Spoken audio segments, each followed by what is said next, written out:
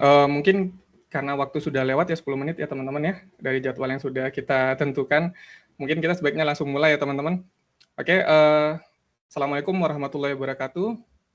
Salam sejahtera untuk kita semua. Selamat malam teman-teman semuanya.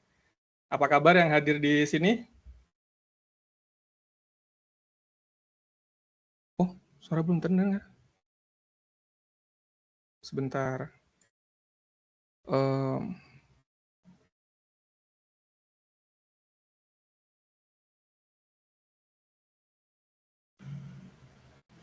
Tes.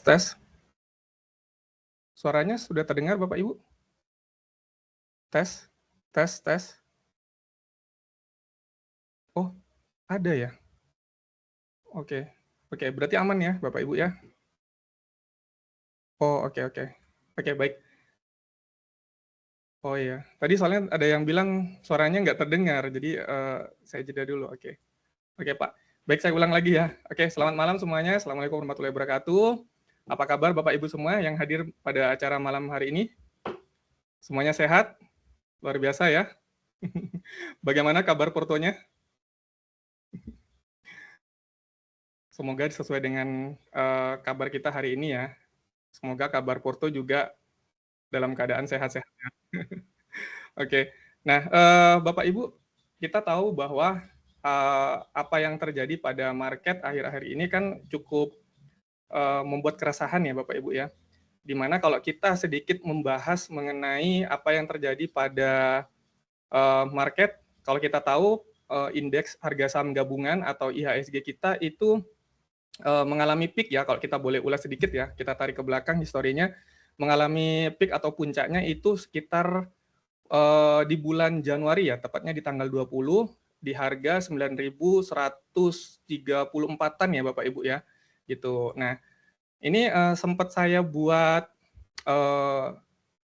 roadmap-nya sih gitu. Jadi indeks harga saham gabungan ini kalau kita lihat mengalami puncak di 9.134, itu tepatnya di 20 Januari. Nah, satu hari setelahnya beberapa pelaku pasar itu melakukan profit taking ya Bapak Ibu ya. Jadi melakukan profit taking dan patahan pertama untuk indeks kita itu sebenarnya di tanggal 28 Januari ya Bapak Ibu ya. Nah, di tanggal 28 Januari itu tepatnya pada pengumuman MSCI ya mengenai transparansi dan keterbukaan yang berkaitan dengan free float ya Bapak Ibu ya. Dan juga status dibekukan ya untuk beberapa saham. Nah, ini cukup mengguncang indeks kita itu sampai turun minus 6,8% ya, mungkin koreksi kalau saya salah ingat ya Bapak Ibu ya. Sekitar itu mungkin gitu. Nah, terus tidak hanya sampai di situ, penurunan indeks pun terus berlanjut karena adanya politik dan geopolitik ya yang ada di luar ya teman-teman ya. Nah, itu berkaitan dengan perang yang terjadi di Timur Tengah, yang itu tepatnya perang itu mulai tercetus di sekitar akhir Februari ya, atau tepatnya di tanggal 28 Februari ya Bapak Ibu sekalian ya. Nah, itu antara Amerika dan Iran dan juga Israel ya. Nah, ini membuat harga komoditi, oil, dan teman-temannya itu mengalami kenaikan yang cukup tajam ya. Bahkan kita tahu bersama bahwa harga oil sempat menembus di atas 100 per barrelnya ya, teman-teman ya. Nah, ini cukup membuat inflasi itu kembali mulai merangkak ya, teman-teman ya. Nah, poin keempat untuk kejatuhan IHSG disebabkan oleh inflasi yang mulai merangkak, mau tidak mau rupiah kita melemah Bapak Ibu. Rupiah kita melemah itu tepatnya di Maret atau sekitar April ya Bapak Ibu ya. Dari mulai rupiah kita itu di 16.600 melemah sampai dengan 17.300-an sekitar Aprilan. Nah, di sini mulai terjadi sell off nih Bapak Ibu. Mulai terjadi sell off di mana investor global itu kan ruginya 2 kali ya, di mana sudah terjadi penurunan harga sahamnya ketika mereka konversi, mereka juga kena kursnya juga gitu. Nah, akhirnya terjadi sell off itu sekitar 40 triliunan ya Bapak Ibu ya. Kalau kita boleh flashback itu sekitar 40 triliunan. Ini berbanding terbalik dengan yang terjadi pada Januari sebelum tanggal 20. Nah, itu masih ada capital inflow saat itu sebelum tanggal 20 Januari 7 triliunan. Tapi di April sudah mulai sell off tuh gitu. Nah, terus poin kelima ya, kejatuhan indeks kita itu disebabkan oleh saat itu adanya kebijakan yang ekspor satu pintu ya teman-teman ya, berkaitan dengan Danantara ya, melalui via Danantara dan adanya revisi Undang-Undang P2 SK. Nah, ini membuat market mengalami sell off kembali gitu ya, gitu. Nah, itu sekitar akhir Mei ya Bapak Ibu ya, mungkin sekitar tanggal 20-an ya kalau saya tidak salah ingat gitu. Nah, terus di tanggal 8 sampai 9 ini indeks mengalami bottom ya teman-teman ya. Bentar, ada beberapa teman-teman yang ingin masuk ya. Oke. Oke, sebentar. Sorry. Oke, nah di tanggal 8 sampai 9 Juni ini indeks mengalami bottoming karena sempat menyentuh level 5.317 ya Bapak Ibu ya. Lalu di tanggal 8 Juninya mulai rebound.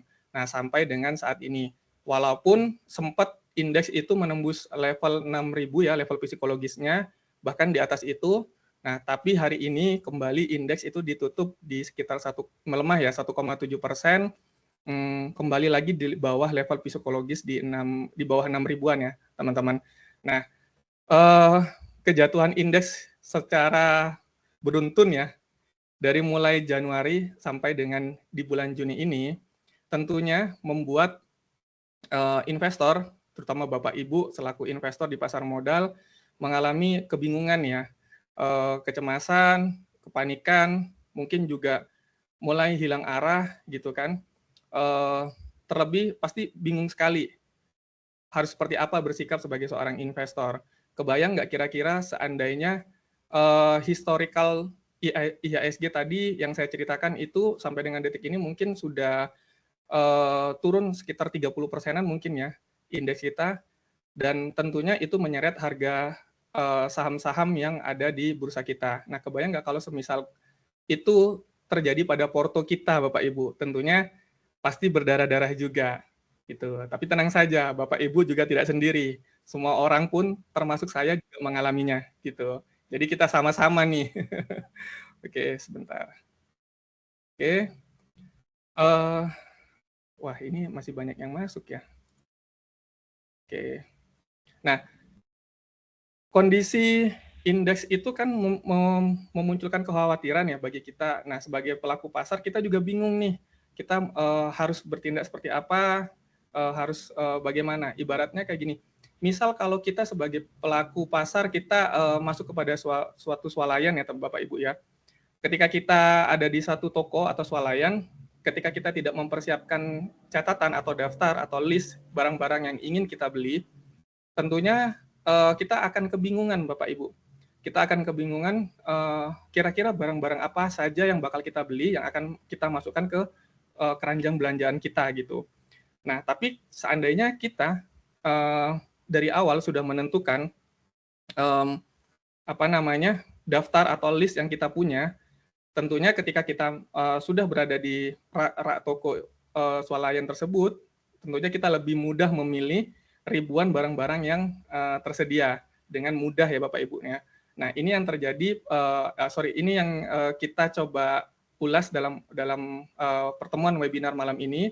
Tujuannya adalah untuk membantu menumbuhkan keyakinan ya Bapak Ibu ya, membantu menumbuhkan conviction, jadi tambahan conviction terhadap satu saham atau banyak saham melalui tools yang kita punya. Nah, mungkin nanti saya juga akan jelaskan beberapa fitur-fitur ya Bapak Ibu ya yang ada di investrade.apps gitu. Nah, ini merupakan sebuah platform ya yang nanti mungkin bisa Bapak Ibu gunakan untuk melihat saham-saham inceran gitu. Nah, oke. Nah, jadi tanpa berlama-lama ya Bapak Ibu ya, mungkin saya izin share untuk share screen-nya ya Bapak Ibu ya. Oke. Sebentar.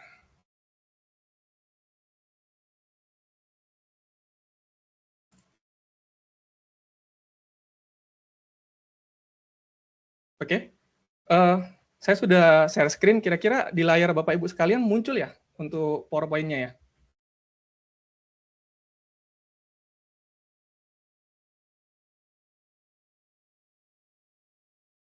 Iya, tes. Suara saya ada ya Bapak Ibu ya? Ada Pak Andika. Oh, oke Pak. Sorry Pak. Berarti untuk PowerPoint-nya juga muncul ya Bapak Ibu ya? Iya, sudah. Baik, terima kasih Pak. Oke, nah webinar kali ini kita selenggarakan kolaborasikan dengan platform investor.apps. Itu merupakan platform yang saya kembangkan sendiri ya Bapak Ibu ya. Nah, tujuannya ke depan untuk membantu teman-teman investor di pasar modal supaya tidak terlalu kehilangan arah gitu ya. Nah, nafas kita itu sebenarnya dari data mentah ya Bapak Ibu ya, kita ubah menjadi keputusan yang yakin. Jadi data mentah kita olah sedemikian rupa melalui modeling keuangan. Nah, nanti di situ bisa digunakan oleh Bapak Ibu sekalian untuk menjadi keputusan di dalam berinvestasi. Jadi lebih realistis lah, uh, lebih masuk akal lah ke depannya ya gitu. Oke. Oh, ini next-nya nggak bisa ya? Sebentar. Oh ya. Nah, sebelum kita melangkah kepada pembahasan yang lebih dalam, saya ingin mengajak Bapak Ibu sekalian untuk lebih jujur lagi melihat bagaimana apa yang terjadi pada pasar saham kita. Kira-kira Bapak Ibu sekalian, bagaimana portonya? Ada yang mau bantu jawab? Kira-kira bagaimana portonya hari ini atau mungkin beberapa hari yang lalu kalau masih pegang barang? Portonya masih sama merah. Oke, oke, tidak masalah, Pak. Karena memang tadi ya kita ceritakan bahwa memang story-nya indeks kita memang sudah turun hampir 30%, sempat di bawah 40%. Tentunya itu juga menyeret harga-harga saham yang lainnya gitu. Jadi kalaupun porto Bapak Ibu sekalian merah, itu sangat wajar masih si Bapak Ibu gitu. Oke. Nah, jadi portofolio merah membara ini tidak cuma dialami oleh satu atau dua orang. Pasti ribuan investor di sana juga sama, mengalami hal yang sama. Nah, tapi pertanyaannya adalah, apakah di saat indeks harga saham gabungan itu mengalami kemelorotan yang cukup tajam, mengalami tekanan yang cukup dalam, apakah tidak ada saham-saham yang masih mempunyai prospek ke depannya gitu. Nah, kalau menurut saya pribadi ya Bapak Ibu ya, tentu masih ada Bapak Ibu, baik jangka pendek ataupun jangka panjang. Kalau kita bicara mengenai jangka panjang gitu, penurunan indeks ini kalau kita ingat tentang siklus di dalam bursa kita ya, yang harusnya selalu berulang ya Bapak Ibu ya. Siklus di bursa itu kan sebenarnya terbagi dari 3 hal ya Bapak Ibu ya. Yang pertama uptrend, yang pertama downtrend, dan yang ketiga sideways. Nah, saat ini posisi bursa kita atau IHSG kita itu berada pada downtrend, gitu kan. Selanjutnya bagaimana? Tinggal 2 lagi nih pilihannya. Kalau nggak dia sideways, suatu saat dia akan naik tuh, atau uptrend, gitu kan. Nah, kalau terjadi seperti ini, tentunya sebagai seorang investor, apakah kita akan berdiam diri? Gitu. Sebagai seorang investor, kita nggak mempersiapkan dari awal, atau kita tidak punya pegangan tentang saham apa saja sih yang sebenarnya sangat menarik. Dari data ya Bapak Ibu ya, memang penurunan indeks harga saham gabungan kita memang cukup dalam ya Bapak Ibu ya. Tapi Bapak Ibu pernah nggak meriset bahwa per detik ini itu hampir 80% emiten yang sudah menerbitkan laporan keuangan full year selama 2025 itu profitable gitu. Nah, jadi hampir 80% dari 100% emiten yang menerbitkan laporan keuangan itu profit Bapak Ibu gitu. Tapi tidak berhenti di situ ya Bapak Ibu ya. Tapi profitable itu profit yang diciptakan oleh emiten itu apakah bisa terus berlanjut? Kira-kira menurut Bapak Ibu sekalian bisa berlanjut nggak di tahun-tahun selanjutnya? Karena kan kita tahu ya 80% emiten membukukan laba. Nah, tapi itu kan full year tahun 2025 yang terbitnya itu di kuartal pertama. Di kuartal pertama berarti itu sekitar paling lambat lah Mei ya. Nah, sedangkan bursa kita baru mengalami yang namanya tekanan itu dari Januari hingga di Juni ini. Artinya, tahun-tahun selanjutnya, di tahun 2026 atau 2027, benarkah emiten-emiten tersebut itu masih bisa membukukan laba? Gitu. Kira-kira Bapak Ibu sekalian ada yang bisa bantu jawab nggak? Masih bisa nggak kira-kira? Nanti di tahun buku 2026-nya, berarti kan operasional di tahun 2000 atau di tahun sekarang, penerbitannya nanti di tahun 2027 ya, gitu. Mungkin di awal ataupun kuartal pertamanya. Di kuartal pertama, semester pertama mungkin pada menerbitkan. Kira-kira apa yang terjadi sekarang itu kan ke-capture ya, gitu, di tahun 2027 saat emiten menerbitkan laporan keuangan. Kira-kira sama nggak kejadiannya? Kira-kira mereka bisa untung nggak? Dengan kondisi ekonomi? Pak. Tergantung sektor. Tergantung sektor menurutku. Oh, Kalau okay. di saat geopolitik seperti ini mungkin untuk laporan full year 2026 mungkin turun karena jadinya geopolitik ini dengan biaya produksi yang meningkat ya. Oke, baik. Ya, menarik. Jadi bisa saja juga jawabannya benar ya, Pak Eki ya. Jadi mungkin tergantung sektor juga bisa. Nah, tapi kita sudah melewati semester 1 ya, yaitu pertengahan tahun ini. Artinya kita masih ada sisa kinerja di semester kedua. Kalau dilihat sih tekanan ekonomi yang terjadi di semester 1, saya rasa tuh nanti akan berdampak juga pada kinerja emiten full year-nya di tahun 2026 full year ya gitu. Nah, kalau dibilang mencetak laba pasti tetap akan mencetak laba. Cuman kebanyakan nanti persentasenya pasti turun, nggak 80% lagi. Mungkin di bawah itu karena bisa saja laba yang mereka cetak mungkin sedikit di bawah dari tahun-tahun sebelumnya gitu. Karena ya mungkin benar sih tekanan biaya operasional karena mungkin kemarin sempat harga minyak melambung ya di atas 100 gitu. Nah, terus adanya kebijakan ekspor yang satu pintu sehingga buyer-buyer potensial yang untuk membeli batu bara mungkin beralih, loyalitasnya beralih, belinya dari Australia gitu. Nah, itu mungkin, tapi yang kontraknya nggak jangka panjang ya, kalau udah terikat kontrak mungkin mereka nggak bisa ngapa-ngapain gitu. Tapi yang kontraknya sudah habis di tahun ini mungkin mereka langsung beralih gitu. Jadi potensi kehilangan buyer terjadi. Tapi habis itu kan pemerintah merevisi itu. Tapi tentu akan terimplementasi di laporan keuangannya. Jadi mungkin tidak 80% rasionya pasti ada penurunan nantinya.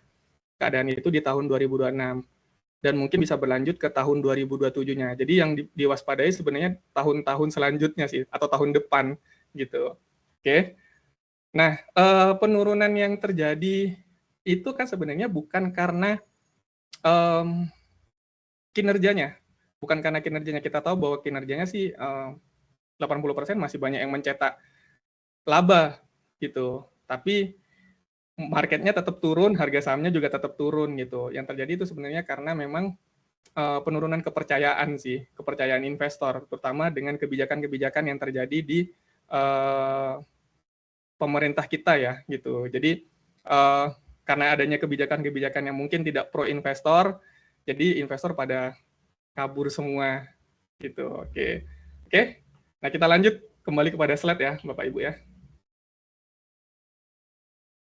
Nah, biasanya kalau terjadi kondisi seperti sekarang ini 4 poin yang saya kumpulkan ya. Yang pertama biasanya investor itu akan bereaksi seperti kayak kebingungan gitu. Nah, yang kedua biasanya terjadi FOMO dan emosi. Kita lihat bahwa setelah tanggal 8 Juni, market kita mengalami rebound yang cukup tinggi bahkan menembus level psikologis di situ. Nah, tapi kalau kita breakdown lebih dalam, apa sih yang menggerakkan indeks kita? Yang menggerakkan indeks kita itu kebanyakan dari saham-saham konglomerasi ya, seperti kayak Pak PP ya, yang banyak ngegendong indeks kita pada saat itu gitu.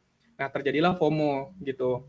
Nah, terus biasanya FOMO diikutin emosi ketika mereka FOMO, ngebelinya di pucuk, nah terus harga sahamnya jatuh, mereka emosi biasanya gitu. Nah, terus yang poin ketiga adalah biasanya kalau sudah terkumpul kebingungan, FOMO, dan emosi, mereka akan kehilangan arah gitu. Nah, terus poin keempat berkaitan dengan biasanya salah ambil keputusan. Banyak dari pelaku pasar itu terkadang tahu emitennya Bapak Ibu, tahu soal kode broker, kode sahamnya, tapi sebenarnya mereka tidak benar-benar tahu apa sih isi jeroan di dalam emiten itu, apa sih yang membuat emiten itu bisa mengenerate revenue, apa sih yang membuat laba mereka turun gitu, mungkin karena biaya operasional yang tinggi segala macam. Nah, hal-hal seperti itu terkadang teman-teman sekalian selaku investor itu tidak memperhatikan gitu. Nah, terus apa namanya? Kalau itu terkumpul terakumulasi, biasanya teman-teman kehilangan arah. Nah, disinilah kita membangun invest trade. Jadi tujuan membangun invest trade itu, yang pertama kita itu ingin membantu teman-teman itu supaya tidak terlalu kehilangan arah lah di market. Karena kita punya data fundamental yang lengkap, jadi kita ada histori, kita ada proyeksi. Nah, proyeksi udah saya buat sampai 10 tahun ke depan gitu. Walaupun sebenarnya proyeksi ini berdasarkan asumsi ya Bapak Ibu ya, tapi asumsi itu saya masukkan di dalamnya analisa sensitivitas. Nah, jadi ketika ada pergerakan satu komponen yang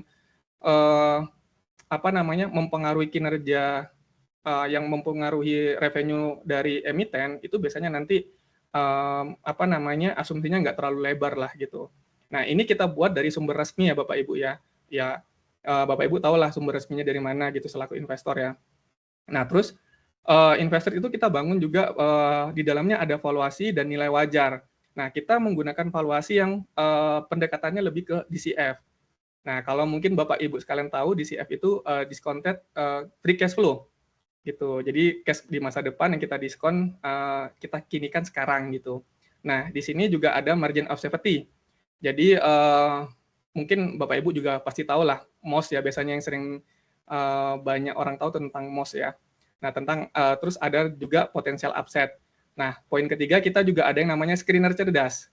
Nah, jadi semua data fundamental yang kita punya itu bisa di-screenerkan gitu. Nah, tujuannya apa? Nah, nanti kita bahas lebih detail lagi gitu. Nah, terus kita juga ada course dan report. Nah, course ini untuk teman-teman yang mungkin baru, teman-teman yang masih baru, teman-teman yang belum tahu tentang pasar modal, itu kita ada kelasnya lah gitu, dari beginner to expert gitu. Nah, kalau report itu kita buat berdasarkan riset-riset mendalam. Memang itu report yang biasa teman-teman tahu dari analis gitu kan, analis-analis mungkin di sekuritas atau dimanapun. Tapi kita buat bahasanya lebih sederhana lah gitu ya. Nah itu. Nah terus yang kelima atau yang terakhir itu ada forum dan insight gitu ya teman-teman ya. Oke, kita lanjut. Nah, paradoksnya seperti ini ya teman-teman ya. Jadi dari data itu sebenarnya berlimpah ya teman-teman ya. Nah, tapi data yang berlimpah itu sebenarnya data-data itu yang kita punya kan biasanya kayak harga atau grafik ya teman-teman ya, yang itu real time ya. Nah, terus biasanya laporan keuangan dan biasanya berita broker flow ataupun bandarmologi gitu. Tapi sebenarnya hal yang mendasar yang pengen kita tahu untuk alasan kita membeli saham itu sebuah emiten itu biasanya 3 poin ya. Yang pertama tuh bisnis ini bagus tidak gitu. Terus yang kedua harganya murah atau mahal gitu. Nah yang ketiga harga saham ini layak nggak kita beli gitu. Nah itu teman-teman ya. Oke, next kita lanjut. Nah keinginan-keinginan yang sederhana itu berkaitan dengan kalau kita beli bisnis itu kan kita ingin tahu bisnisnya bagus atau tidak, bisnisnya berkualitas atau tidak. Jadi kita perlu cek gitu. Nah biasanya kalau cek itu kan butuh waktu yang cukup lama dan rumit ya teman-teman ya. Nah di sini kita persimpel gitu.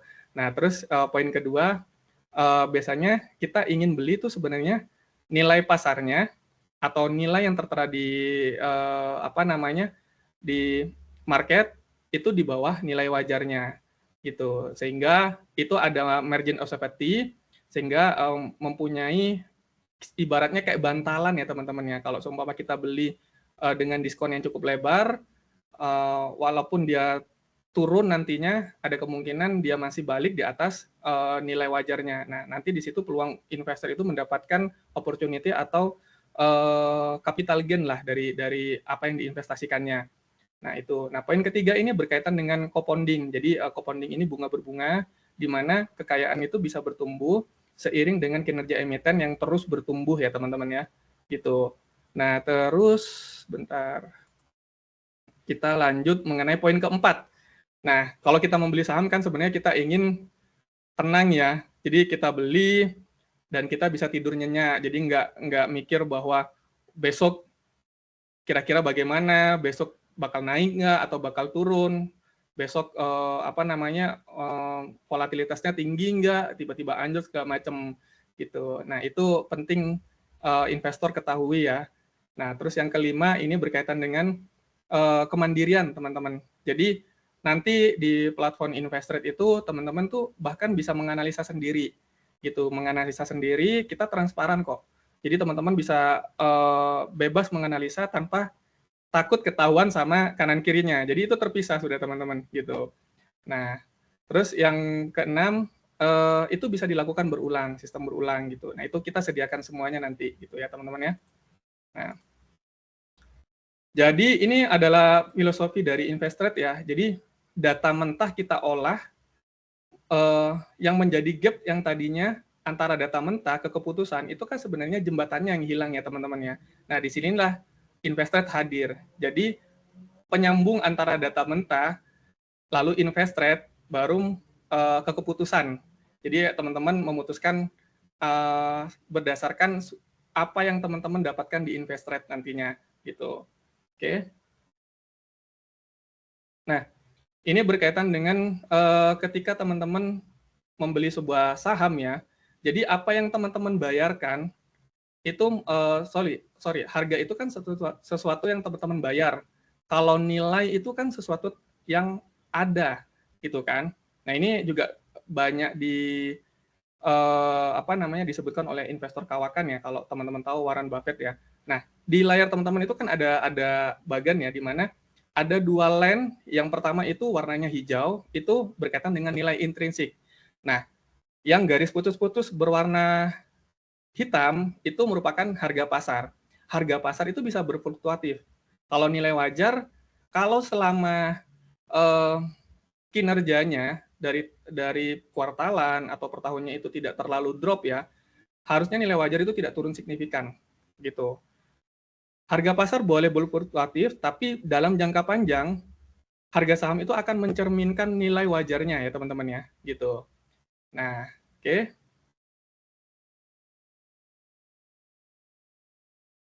Sebentar. Oke, atau mungkin nanti teman-teman boleh kalau mau bertanya langsung open mic aja ya gitu ya. Jadi bisa langsung saya jeda sih. Tapi nanti kita juga di tengah-tengah akan coba langsung masuk ke platform Investrade-nya. Nanti saya akan jelaskan sedikit. Nah, teman-teman boleh siapkan pertanyaannya. Jadi teman-teman mau lihat apa, mau men-screenerkan apa, nanti saya sambil praktekkan gitu. Oke.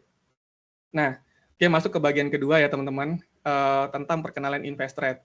Investrade ini pertama kita sebuah tools yang berangkat dari data fundamental yang kita olah berdasarkan modeling keuangan, pendekatannya DCF, gitu, discounted free cash flow, yang tadinya sebagai tools, kita upgrade lagi menjadi sebuah ekosistem, teman-teman. Nah, ekosistemnya seperti apa nanti mungkin kita bahas lebih dalam lagi ya. Oke. Nah, ini apa itu Investrade ya? Investrade itu tools analisis saham berbasis data fundamental yang lengkap. Nah, itu nanti akan digabungkan dengan edukasi, riset mendalam, dan komunitas. Nah, ini penting teman-teman. Jadi supaya teman-teman sekalian itu tidak sendirian di market gitu. Tidak sendirian di market ya.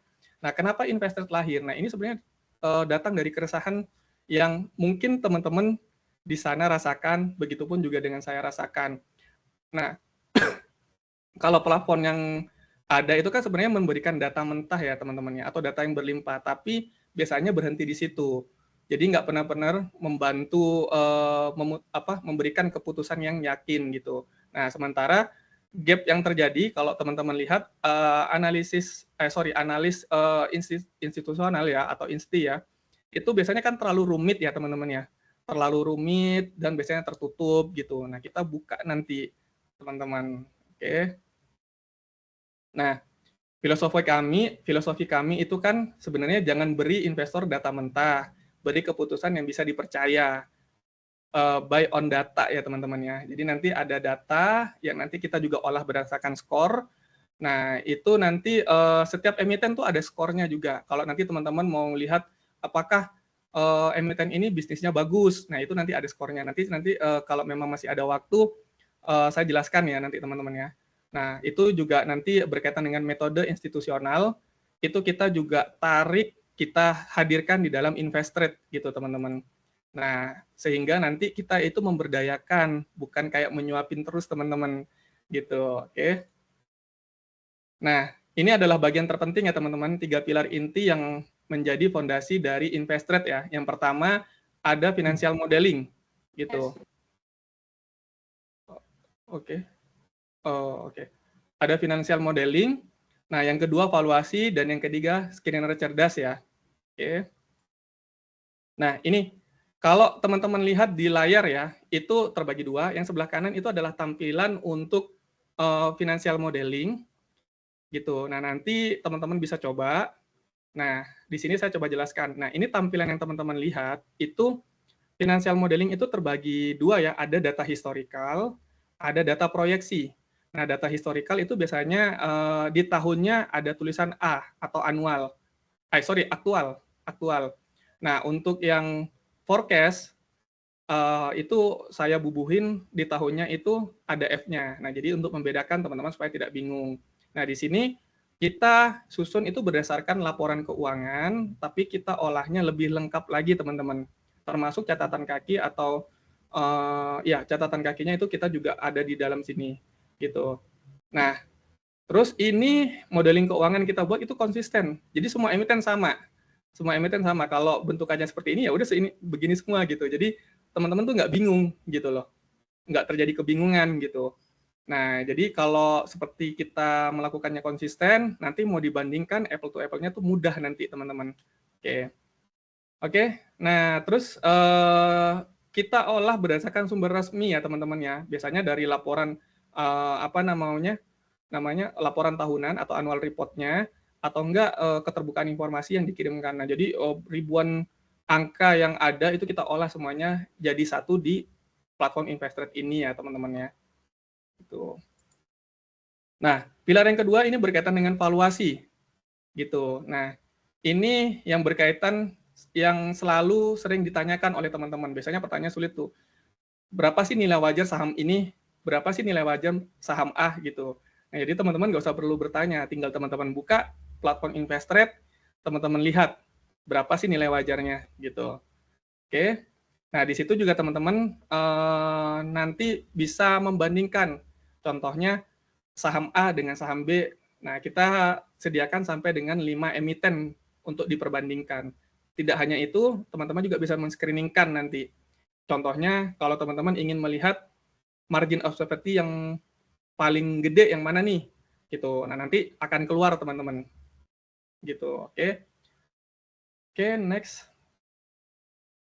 Nah, untuk pilar yang ketiga, ini berkaitan dengan screener ya. Ini dari penjelasan di awal sudah sering di-spill nih. Nah, kita juga masuk kepada pembahasan intinya nih, mengenai screener dan scoring yang cerdas ya, teman-teman ya. Nah, screener ini, teman-teman, berdasarkan semua data yang ada di modeling keuangan. Data laba bersih, data revenue, data penjualan, dari mana perusahaan itu mendapatkan untung, breakdown pendapatan, breakdown biaya, biaya operasional, apapun itu, semua ada di sini gitu, termasuk nilai wajarnya nantinya, dan juga margin of safety sama potensial upset-nya gitu. Nah, untuk scoring teman-teman, ini sebenarnya yang sering digunakan oleh para investor institusi, di mana biasanya mereka untuk membeli saham, mereka melihat kualitas bisnisnya gitu.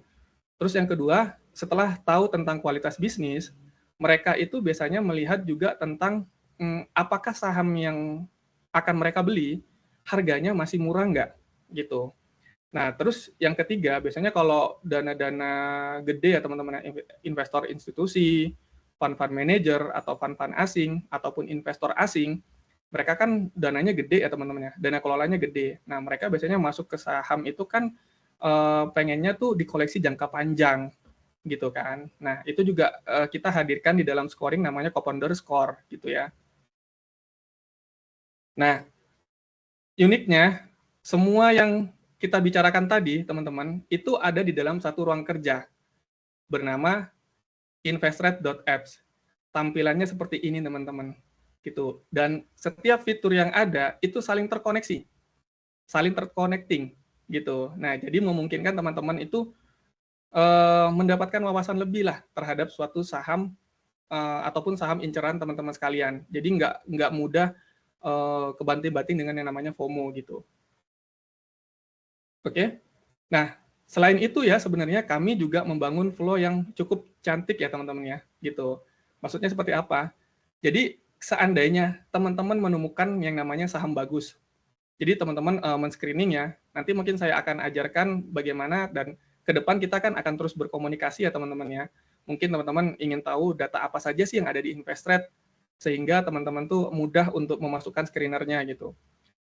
Nah, seandainya nanti teman-teman cukup mengerti tentang screener, lalu teman-teman coba mencari saham-saham bagus.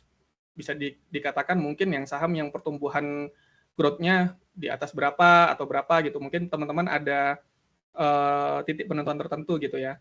Nah, terus teman-teman mungkin juga ada keinginan untuk mencari saham-saham yang turn around yang ke depan bisa multi bagger gitu kan.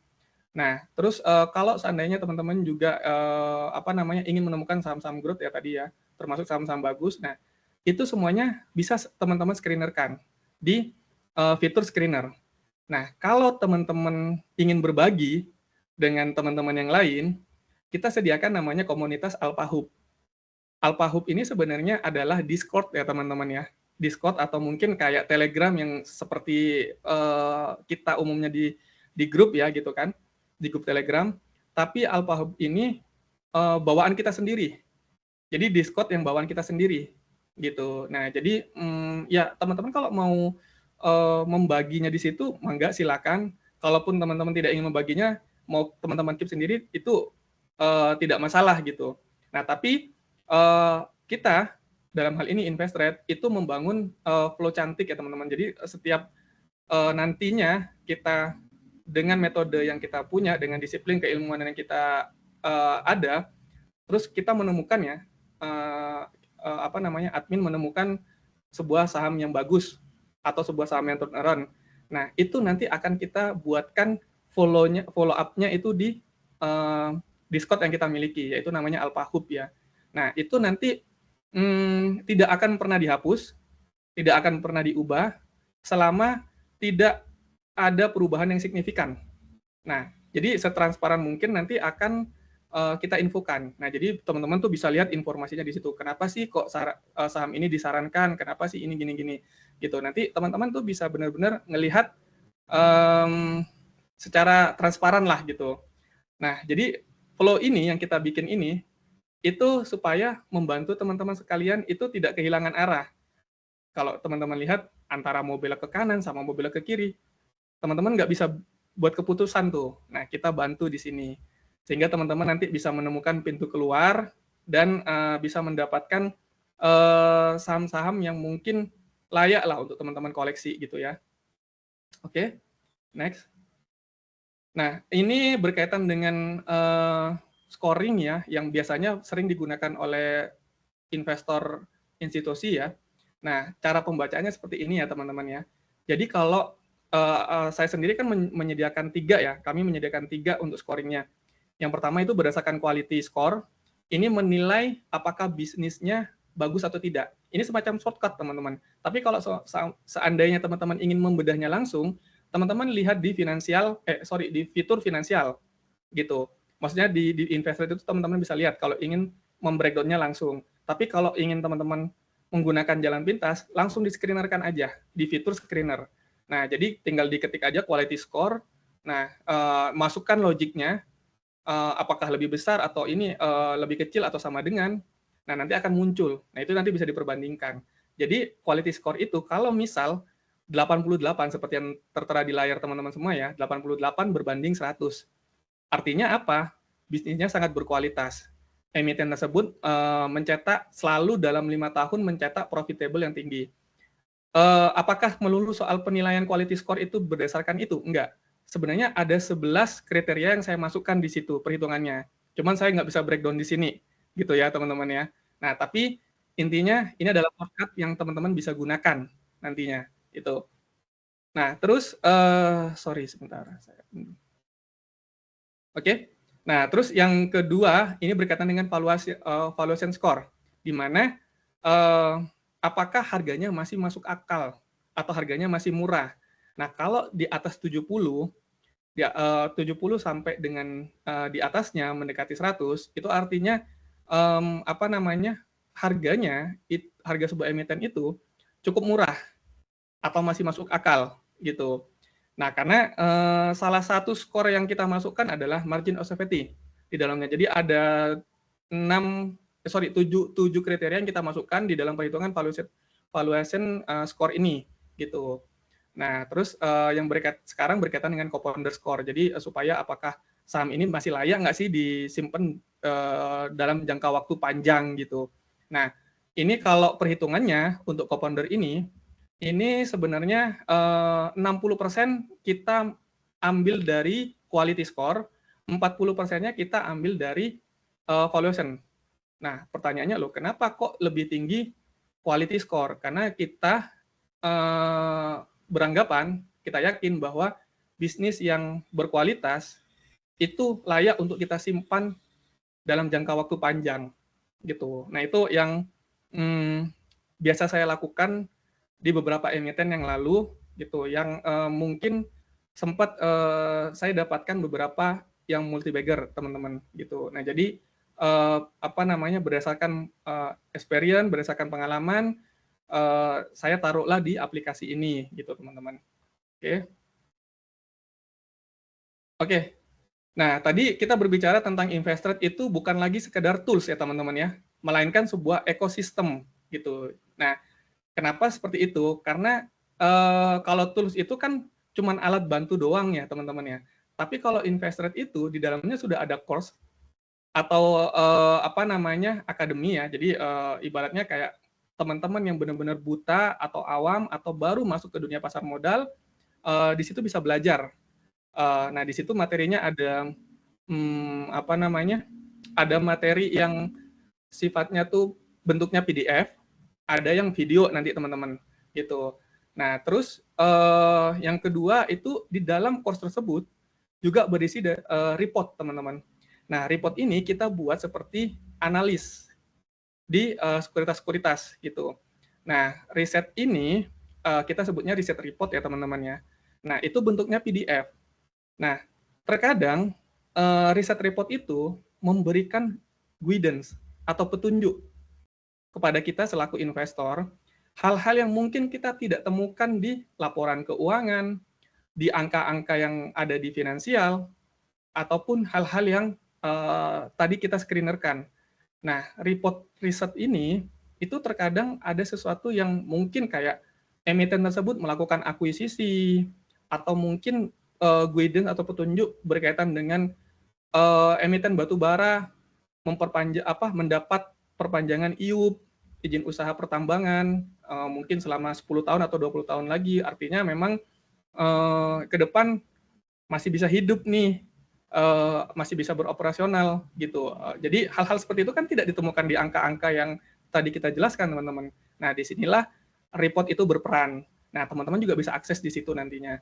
Nah, terus yang ketiga, kita juga ada konsultasi one by one gitu. Nah, ini sudah ada di aplikasi. Nah, teman-teman itu bisa langsung masuk ke fiturnya dan melakukan konsultasi apapun yang terjadi pada porto teman-teman. Tetapi disclaimer on, kita hanya menyarankan, kita breakdown, kita bedah berdasarkan keilmuan yang kita punya ya teman-teman. Dan keputusan sekali lagi ada di tangan teman-teman, seperti itu.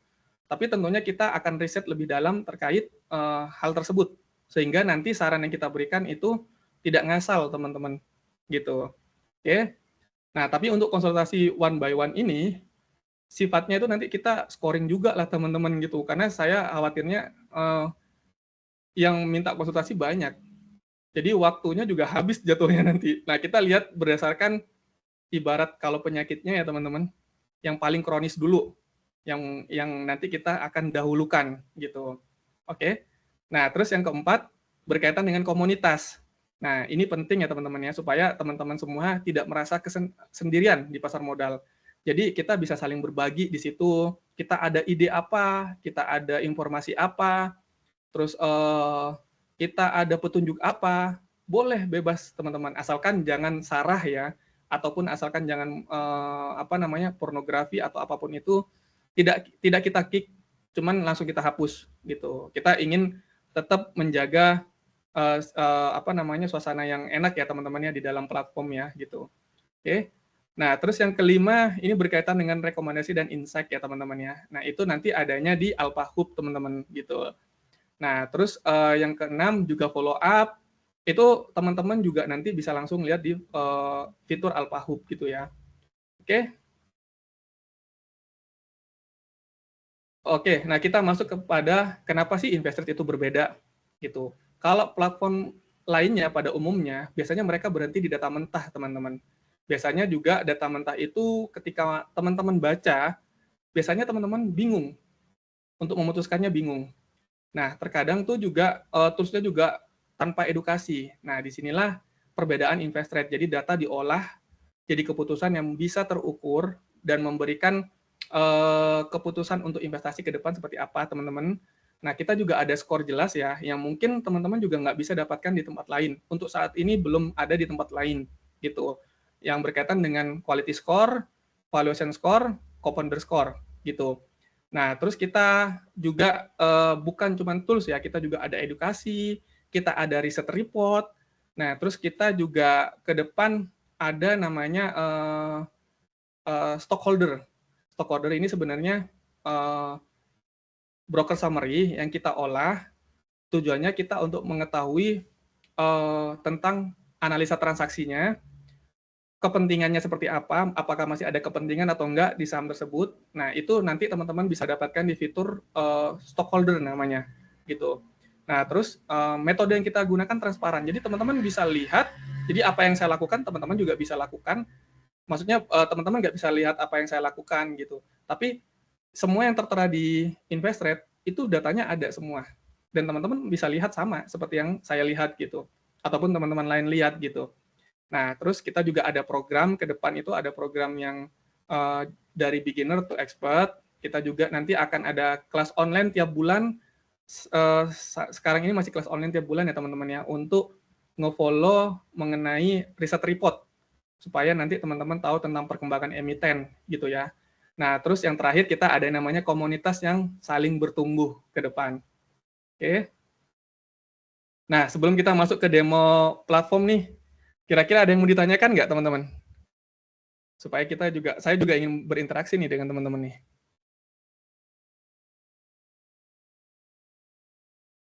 Ada yang ditanyakan nggak kira-kira? Atau mau langsung demonya nih? Pak Arif Rahman ya? Oke, ya Pak. Boleh Pak, silakan Pak. Masih di mute ya? Kayaknya masih di mute Pak. Sebentar. Oh, kok masih ke mute Pak ya? Sebentar Pak. Saya baru soalnya pakai Teams ini. Kok ke mute ya? Tadi Pak Eki bisa open mic ya? Bisa. Oke, mungkin Pak Arif kalau memang mau bertanya di ini Pak, di Open mic dulu, Pak.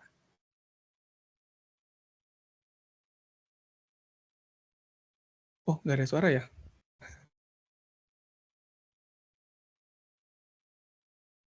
Pak Arif, suaranya nggak terdengar, Pak.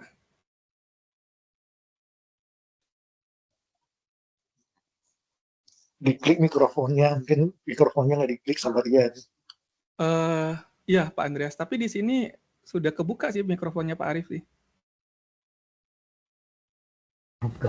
Kocak-kocak. Oke. Mungkin ini Pak ya, kita ke tempat lain dulu Pak ya. Ini karena nggak terdengar sih suara Pak Arif sih. Atau teman-teman yang lain mau ada yang bertanya?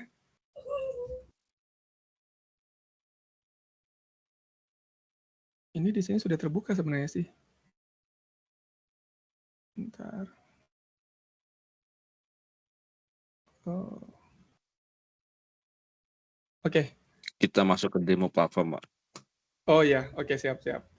Nah, tapi gini teman-teman, sebelum kita masuk ke demo platform, saya tuh metodenya kita ubah aja ya. Kan tadi saya sudah menjelaskan tentang bagaimana menyikapi indeks saat ini gitu kan, ataupun apa yang terjadi di saham gitu kan. Nah, terus saya juga menjelaskan mengenai fitur-fitur di platform. Tapi saat saya nanti mendemokan, siapa mau bertanya? Pak Roza?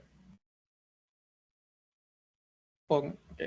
Nah, tapi kalau pas saya menjelaskan, nanti teman-teman boleh nanti seumpama kita masuk kepada screener ya teman-teman ya, terus teman-teman ingin melihat apa nih, karena di screener itu kalau teman-teman masuk ya, itu sudah saya sediakan template-nya, ada sekitar 50 lebih template.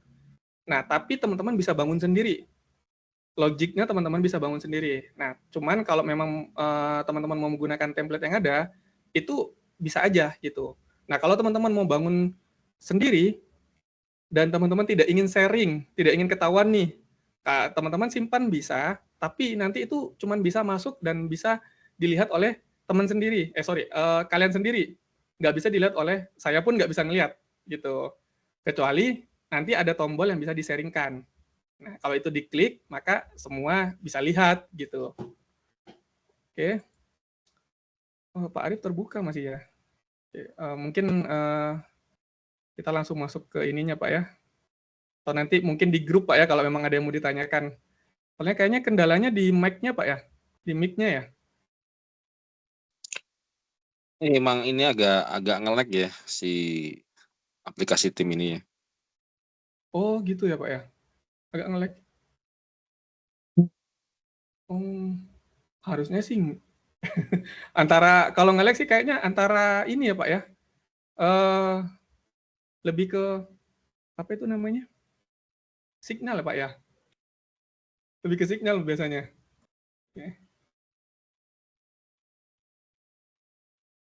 Oke, ya udah kita lanjut ya. Bapak Ibu, ini yang tertera di layar Bapak Ibu sekalian apa ya? Boleh dibantu? Demo platform. Iya, sorry, kenapa Pak? Demo platform yang tertampil. Oh, oke. Berarti platform untuk investornya sudah tertampil ya di layar Bapak Ibu sekalian ya? Ya. Oke, baik. Nah, ini Pak tampilan awalnya ya. Jadi di situ ada artikel, ada forum, ada konsultasi, ada course, ada tentang kami. Nah, ini mungkin bisa di-export ya untuk kalian lihat nantinya. Nah, tapi kalau sekarang saya coba demokan tapi masih menggunakan panel admin ya, gitu. Jadi saya nggak menggunakan dari sisi user ya, gitu. Karena nanti tampilannya beda, gitu ya. Oke.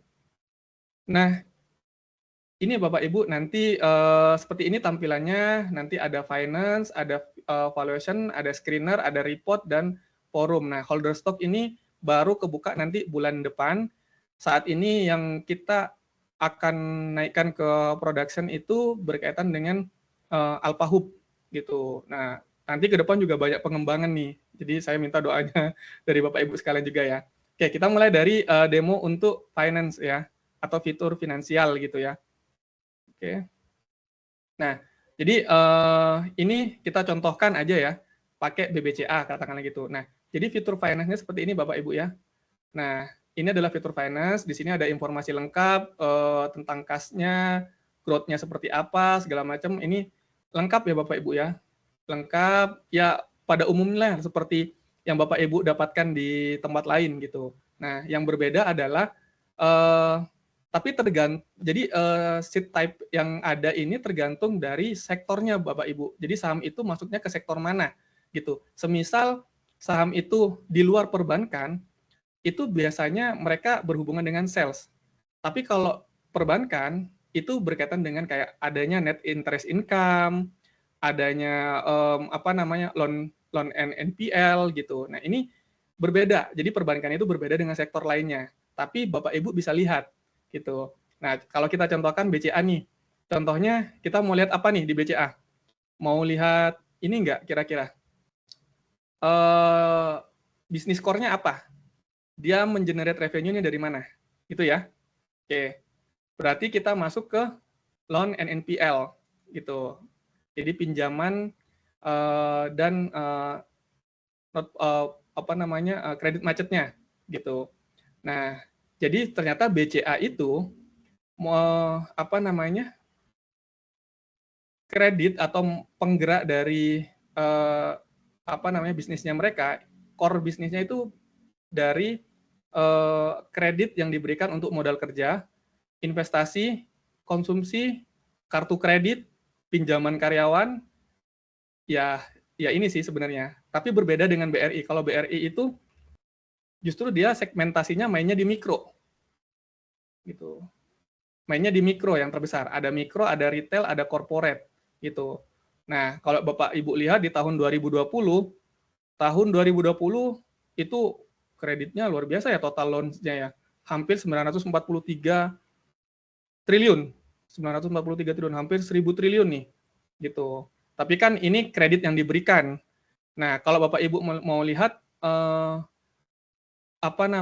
bunga dari kredit yang diberikan berapa sih sebenarnya gitu. Nah, Bapak Ibu lihat pada sheet net interest income-nya. Gitu. Oke. Nah, ini. Jadi total mana ya? Total sebentar.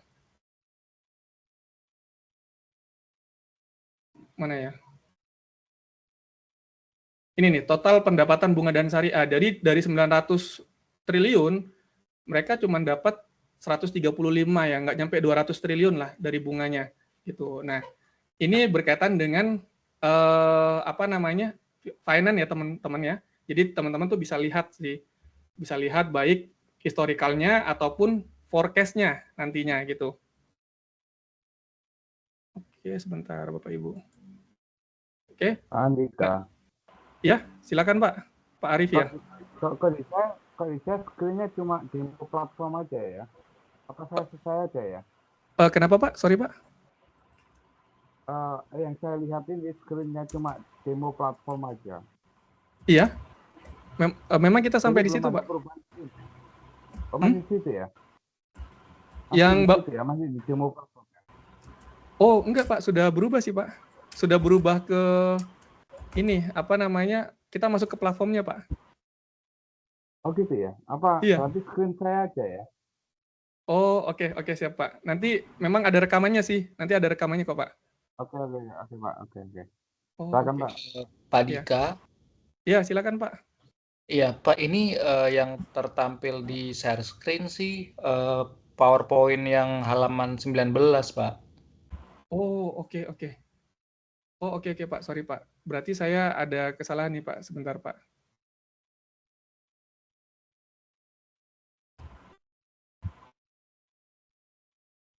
Kalau sekarang, Bapak Ibu, apakah sudah tertampil? Nah, sudah. Oh, oke, sorry. Wah, Baru jadi beda nih, Pak. Iya, tadi berarti saya jelaskan ini ya visualnya nggak bisa terlihat ya oleh teman-teman ya. Ya. Oke. Kalau ulangi Pak. Saya ulangin ya, oke. Nah, jadi menu finance ya Bapak Ibu ya. Jadi kita mulai dari menu finance. Nah, ini bentukannya seperti ini Bapak Ibu. Nah, di sini ada simbol, ada sheet-nya, sheet type-nya gitu. Nah, kita mulai dari contohnya kayak BBCA. Nah, ini sebenarnya umum. Bapak Ibu mungkin bisa lihat di platform lain ya, atau mungkin sekuritas lain sudah ada seperti kayak gini gitu. Nah, ini hal-hal yang mungkin sifatnya laporan keuangan banget gitu kan. Nah, tapi kalau Bapak Ibu ingin melihat, kan kita sekarang ada di Bank BCA ya gitu ya. Kalau Bapak Ibu ingin tahu bahwa Bank BCA ini itu biasanya core bisnisnya itu mulai dari mana sih? Dia kan penyaluran kredit ya gitu. Dia penyaluran kredit, berarti kita ingin melihat pertumbuhan dari kreditnya yang menjadi motor penggerak dari usaha dari BCA ini gitu. Berarti kita masuk ke loan and NPL gitu kan.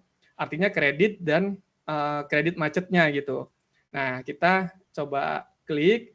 Nah, ternyata BCA itu core bisnisnya itu dari kredit modal kerja gitu. Nah, selain itu dari investasi, ada konsumsi, ada kartu kredit, pinjaman karyawan, dan ini ada total loans-nya. Jadi selama tahun 2020, BCA itu menyalurkan kredit senilai 574 triliun 589 miliar 600 sekian ya gitu.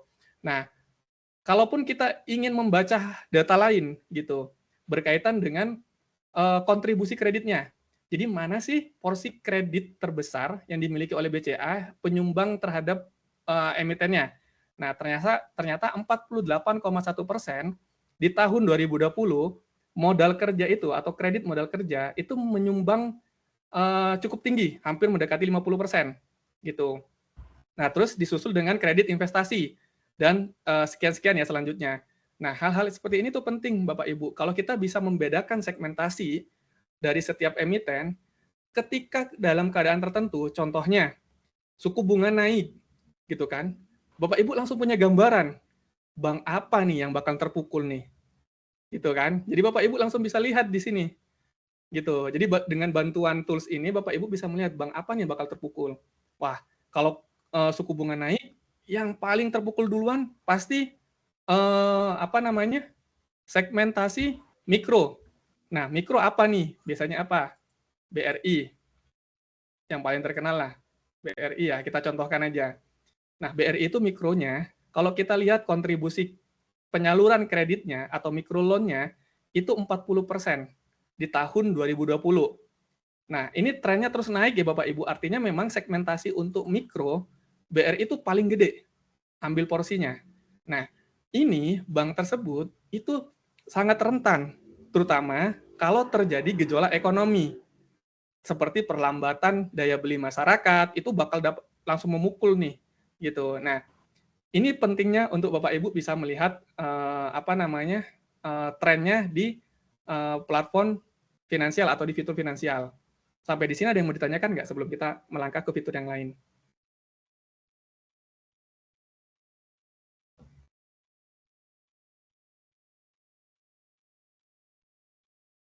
Nggak ada ya? Oke. Atau enggak dari total loans atau dari total kredit yang disalurkan di tahun 2020 itu kan hampir 1.000 triliun ya Bapak Ibu ya. Tapi dari kredit yang disalurkan, dia biaya kreditnya gede nggak sih? Gitu. Sehingga nanti memukul dia punya hasil dari kredit yang disalurkan itu berapa gitu. Nah, itu nanti Bapak Ibu tinggal pindahkan aja sheet-nya ke NII atau net interest income. Jadi dari 943 triliun di tahun 2020, BRI itu totalnya hanya dapat 135 netnya. Gitu.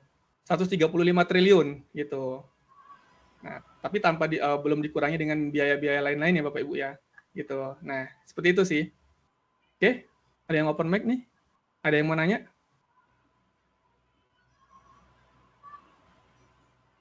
Oh, nggak ada ya? Paling kebuka ya mic-nya. Oke, sebentar ya.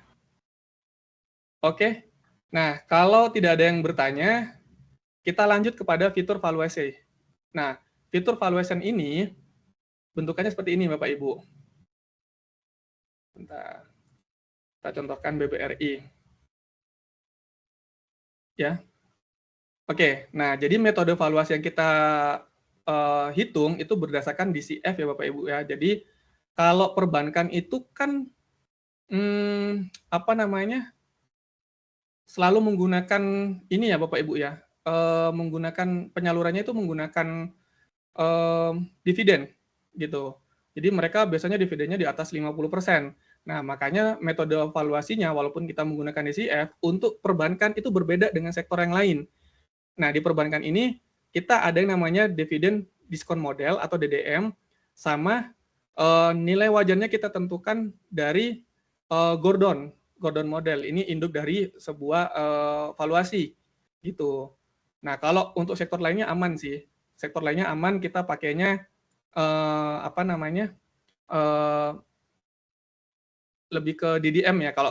Iya, lebih ke DDM, nggak pakai GGM sih. Tapi kita sertakan juga sehingga nanti di screener teman-teman tuh bisa bandingkan gitu. Jadi kita bantu senyaman mungkin lah gitu. Intinya gitu.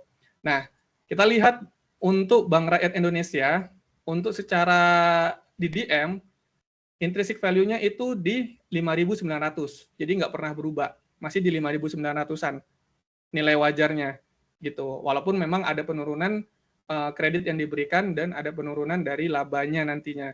Tapi 5,9 masih ada, masih oke di harga segitu nanti. Nah, cuman sekarang kan harganya masih di bawah 3.000 bahkan. Nah, nanti balik lagi kepada Bapak Ibu. Apakah ini peluang atau bencana gitu. Itu ya nanti Bapak Ibu yang bisa menentukan. Oke, sampai di sini ada pertanyaan nggak kira-kira sebelum kita melangkah ke fitur lainnya? Ada pertanyaan kira-kira?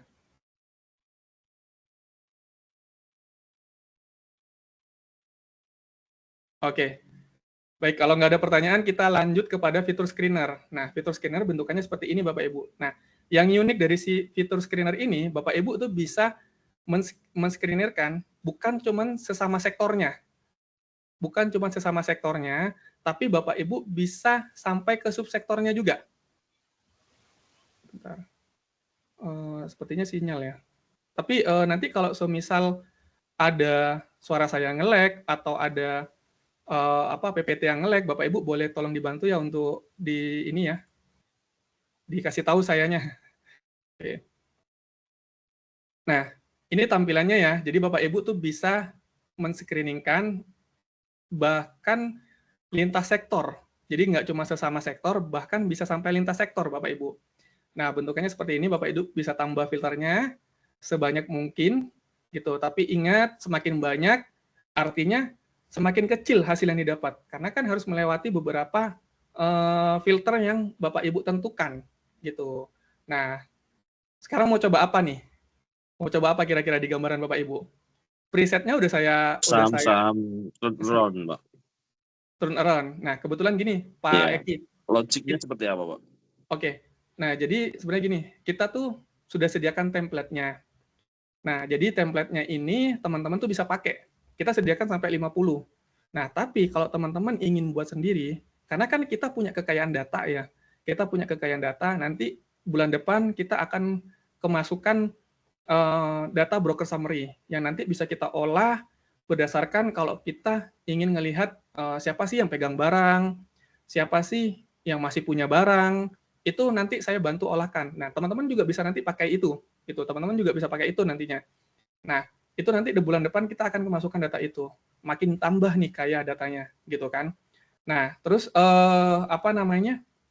tadi Pak Eki bicara atau ingin melihat dari preset mengenai saham turn around ya. Nah, di sini juga nanti teman-teman tuh bisa lihat. Jadi udah saya sediakan nih template-nya, tapi teman-teman bisa bikin sendiri nanti. Karena kan kita punya data sales, kita punya guidance nanti yang dari riset report.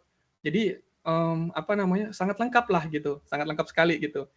Nah, data turn around yang versi 1 aja ya gitu. Nah, nanti seperti kayak gini. Kalau diklik ya akan muncul seperti ini. Nah, tinggal dicari aja nanti. Ini contoh ya teman-teman ya. Keluarlah beberapa saham. Ada 75 saham yang berpotensi turn around. Ada 75 saham yang berpotensi turn around. Nah, ini kan nggak berurutan ya.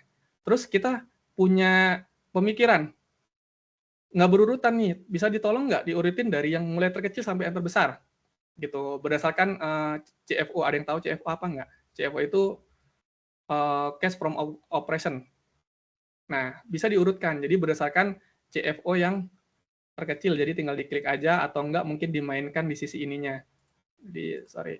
Nah, ini karena saya klik dari simbol ya, berarti simbol A pertama kali sampai dengan simbol Z. Nah, ini nanti akan diurutkan. Kalau teman-teman ingin melihat di tahun, di tahun 2024 contohnya ya, tahun 2024 mana sih yang berpotensi turnaround. Nah, ini ada beberapa nih kayak CDIA segala macam. Nah, ini tapi kita masih berdasarkan template manual ya, di mana template yang manual lah gitu ya, berdasarkan satu indikator.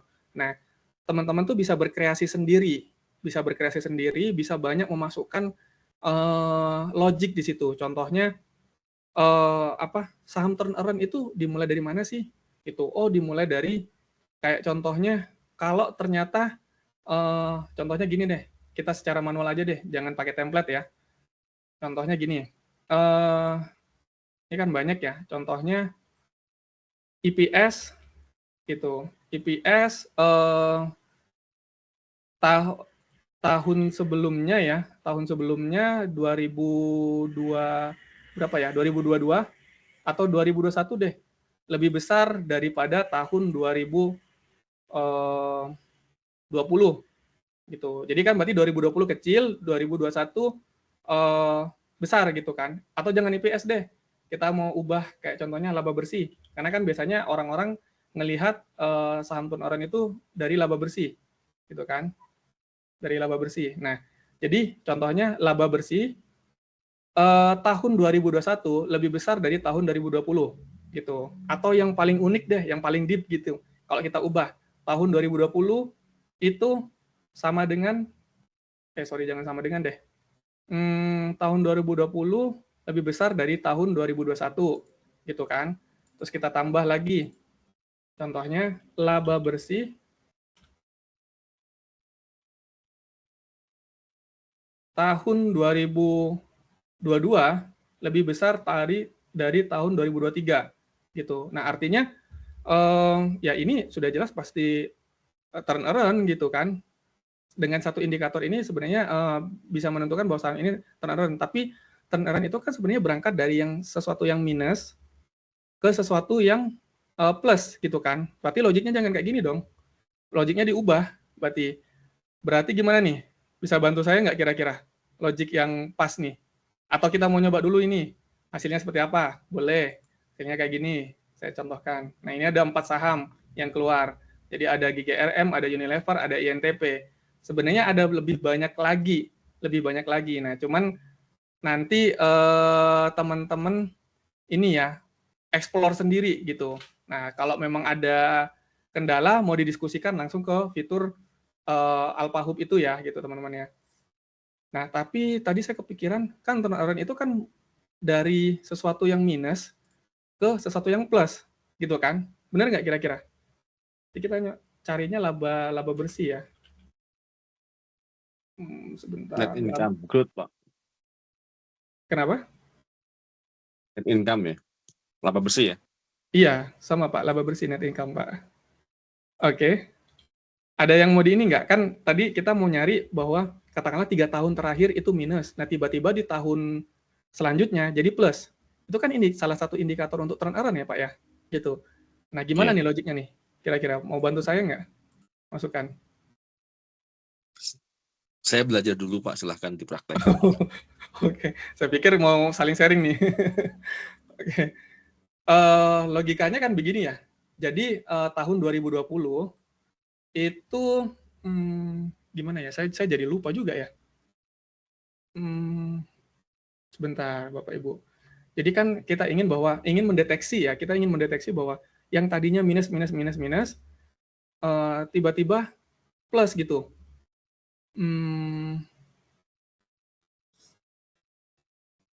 Oke. Kemarin saya nyontohkan di NICL sih. Jadi waktu itu saya kan dapatkan turnaround dari situ. Tapi memang saya memasukkan logiknya itu cash from operation, CFO. Karena di tahun 2021-2022, CFO-nya tiba-tiba negatif. Nah, setelah saya lihat, setelah saya bedah, CFO negatif itu karena dia melakukan ekspansi, ngebeli tambang baru. Nah, terus di tahun 2023 jalan tambangnya. Nah, disitulah meledak harganya, gitu. Jadi kalau gimana ya? Saya kok jadi lupa ini. Oke. Kita contohkan yang simpel aja ya. Kita contohkan yang simpel aja. Karena teman-teman kok pada diem ini, nggak pada bantuin nih. Oke. 2020 lebih besar ya, atau enggak kita balik nih. 2021 itu lebih kecil dari 2020. Gitu kan? Berarti 2020 lebih besar dari 2021, gitu kan. Nah, terus di tahun 2022 itu atau 2023 deh. 2023 itu lebih kecil dari 2022. Gitu kan. Jadi maksudnya gimana? Maksudnya 2021 nilainya sekian. Ini kan satu ya. Jadi teman-teman bisa taruh nilai berapa gitu. Mau 10, 100 itu. Ini satu artinya 1 miliar. Gitu, lebih dari 1 miliar. Jadi di tahun 2020 itu harus lebih dari 1 miliar, tapi di tahun 2021 kurang dari 1 miliar. Gitu. Nah, kalau teman-teman nanti mau dipasang 2 atau 3 atau berapa, 100 miliar bisa gitu. Nah, ini kan sekedar contoh ya, teman-teman. Gitu. Contoh, nah kalau seandainya kita punya logik seperti ini. Oh, jangan deh, N aja.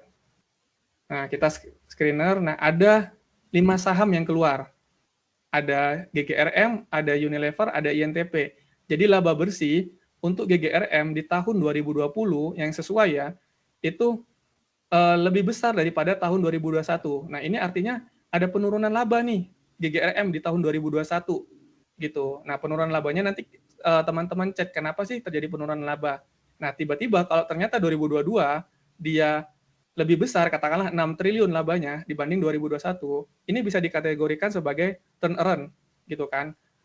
Awal mula terjadinya turn around, tapi teman-teman tuh harus banyak indikator yang dilihat. Kalau saya banyak indikator yang dilihat, termasuk free cash flow-nya nanti akan saya masukkan. Biasanya nanti di screener ini akan banyak nih saya masukkan di sini, sehingga nanti lebih ketat lagi, gitu. Nah, ini teman-teman bisa lihat nih, preset umumnya nanti bank digital yang profit apa aja. Nah, nanti itu keluar. Nah, growth stock seperti apa. Nah, jadi teman-teman nggak perlu memikirkan logiknya, bisa langsung masukkan ke sini. Ya, contohnya dividend play gitu kan. Margin observative play gitu kan. Dicari nanti muncul apa. Oh, munculnya hanya ada 3 saham, kebanyakan dari sektor perbankan gitu. Yang ya kita tahu bahwa sektor perbankan memang dividend play margin observative-nya memang pada pada di atas 30%. Ini kan di atas 30% gitu, di atas 30% karena memang harga sahamnya jatuh gitu kan. Gitu. Nah, kira-kira ada yang membantu saya nggak mau cari logiknya lagi? Apa nih? Di pikiran teman-teman apa? Kira-kira?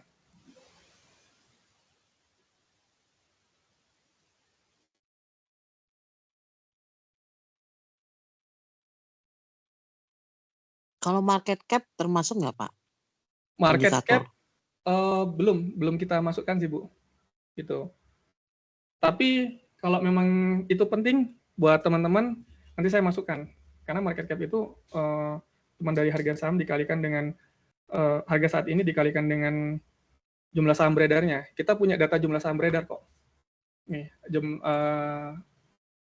jumlah saham beredar. Nah, tinggal nanti kita masukkan harga sahamnya. Kalau memang Ibu mau market cap ya, boleh nanti kita masukkan market cap.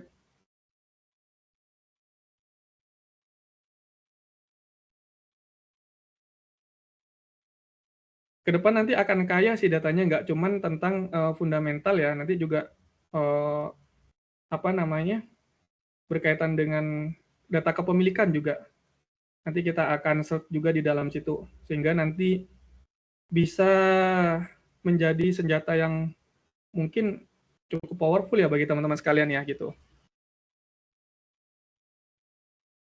Jumlah saham yang beredar katakanlah lebih dari 1 miliar. Apa saja nih yang di tahun 2024? Katakanlah. Banyak, ada 98. 98.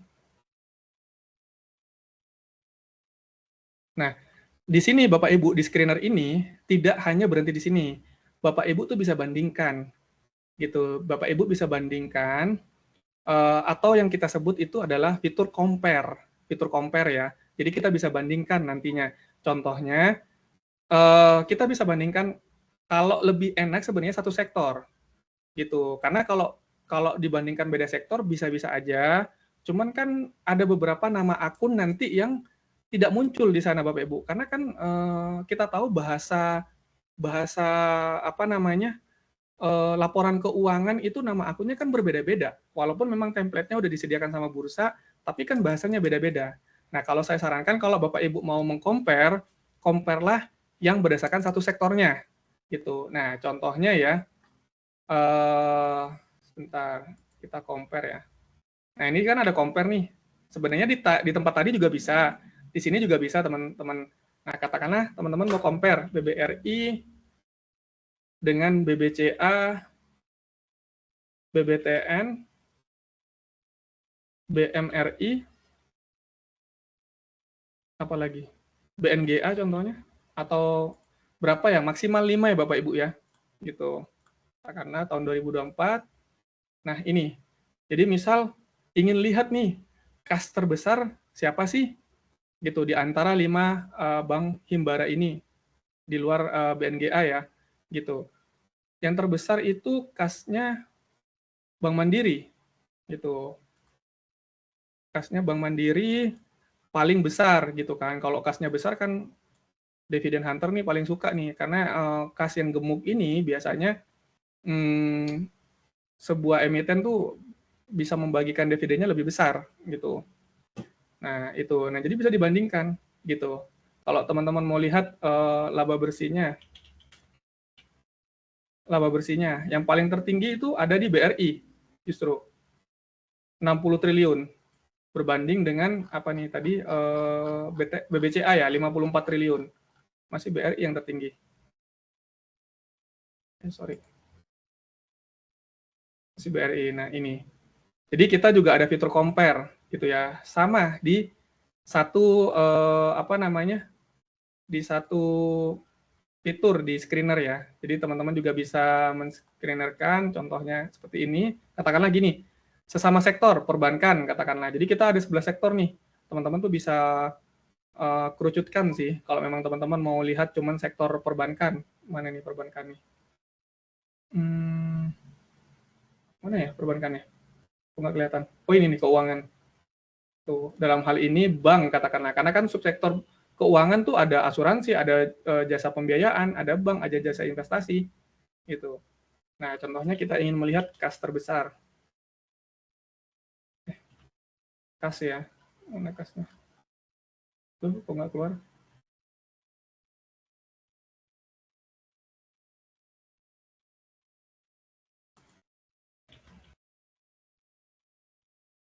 Oh ini ada bug nih. Harusnya keluar si kasnya sih. Atau enggak. Bentar.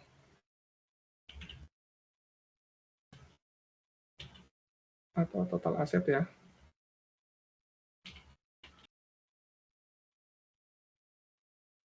Kok tidak ada ya?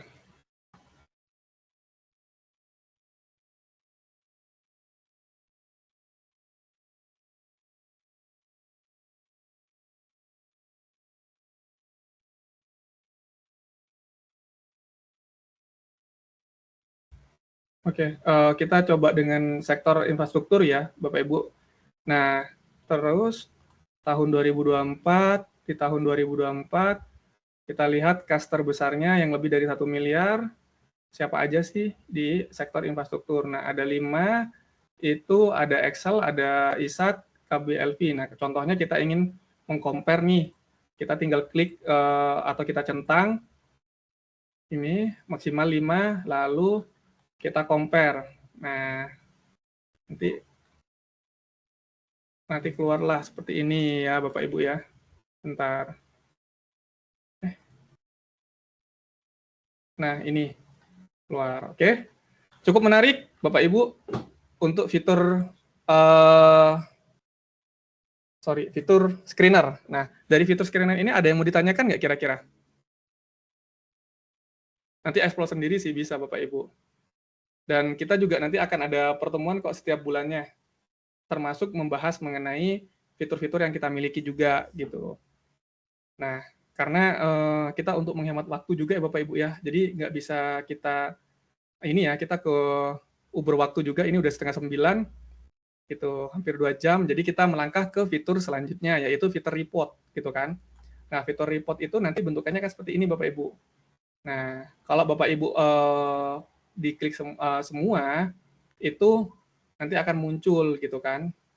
Nah, ini juga materi hari ini saya upload ke ke course ya, gitu. Nah, nanti teman-teman cari guidance di sebuah emiten tuh bisa di menu course ini. Nah, nanti tinggal teman-teman geser-geser aja, gitu. Ini belum ada isinya sih, gitu. Oke. Nah, ini nanti ke depan setelah ini akan banyak guidance-guidance yang nantinya teman-teman dapatkan, sehingga itu membantu teman-teman tuh menambah conviction atau keyakinan pada saham-saham tertentu gitu. Kalau teman-teman sudah dapatkan di screener, terus ketemu emitennya apa, cari guidance-nya seperti apa, cari pertumbuhannya ke depan bagaimana, nah itu bisa jadi sesuatu yang menarik ke depannya teman-teman. Oke? Oke, nah terus kita melangkah ke fitur forum. Oke, nah ini fitur forum ya teman-teman. Jadi fitur forum ini terdiri dari sesuatu yang sifatnya nanti di sini menerangkan informasi ya teman-teman ya, informasi-informasi yang tentunya penting berkaitan dengan data kepemilikan ataupun akuisisi ataupun apapun itu nanti akan disertakan di sini. Nah ini bisa dilihat oleh teman-teman. Nanti juga bisa di-set berdasarkan kodenya. Semisal ada informasi tertentu terhadap saham tertentu. Nah, tapi nanti di sini ada satu lagi namanya AlphaHub, cuman belum tampil di sini, masih adanya di sini, teman-teman. Nah, bentukannya saya tunjukkan aja bentukannya ya. Nah, ini. Jadi fitur AlphaHub itu nanti akan bentukannya seperti ini. Nah, apapun itu news-news nanti akan ada di kanal tersendiri. Nah, terus kalau kita memanfaatkan momentum, nanti juga ada di fitur ini, mungkin namanya bukan KitKat lah gitu. Ini masih tes ya, dan besok sudah up di production nantinya di yang teman-teman lihat. Nah, contohnya nanti misal ada saham yang menarik yang kita temukan, itu nanti kita akan sharingkan di sini teman-teman, dan teman-teman bisa langsung komen, jadi nggak kecampur nanti, jadi misal kita temukan sesuatu di saham TIPIA katakanlah gitu, nah jadi kita buatkan follow up khususnya itu. Nah nanti teman-teman jadi enak di sini nanti nggak kecampur. Kalau di sini kan nanti teman-teman tuh bebas tuh mau komen apa kayak mau komen apa segala macam, tempatnya di sini, teman-teman kirim gambar segala macam itu bisa di sini. Tapi kalau ada emiten tertentu itu nanti akan kita buatkan di sini itu berdasarkan kriteria yang kita tentukan gitu. Nah terus misal teman-teman ada sesuatu yang menarik juga bisa disampaikan di KitKat, kita riset lebih dalam, lalu nanti kita follow up, kita buatkan emiten tersebutnya di sini nanti, contohnya emiten ABCD atau emiten DEFG gitu kan, seperti sini. Nah kita juga nanti akan ada program ke depan, misal karena kita punya tools yang cukup lengkap, yang punya kemungkinan kita bisa melakukan sesuatu di sana. Contohnya nanti untuk teman-teman yang tidak sempat memantau market, nah kita nanti sediakan yang namanya kayak swing kantoran. Jadi ini berisikan saham-saham yang cocok untuk di swing, gitu. Khusus untuk teman-teman yang kantoran, jadi nggak sempat memantau harga real time tiap harinya. Nah ya teman-teman harus buka yang swing kantoran, jangan buka yang lainnya, seperti itu. Nah, sampai di sini ada pertanyaan nggak sebelum kita balik lagi ke slide?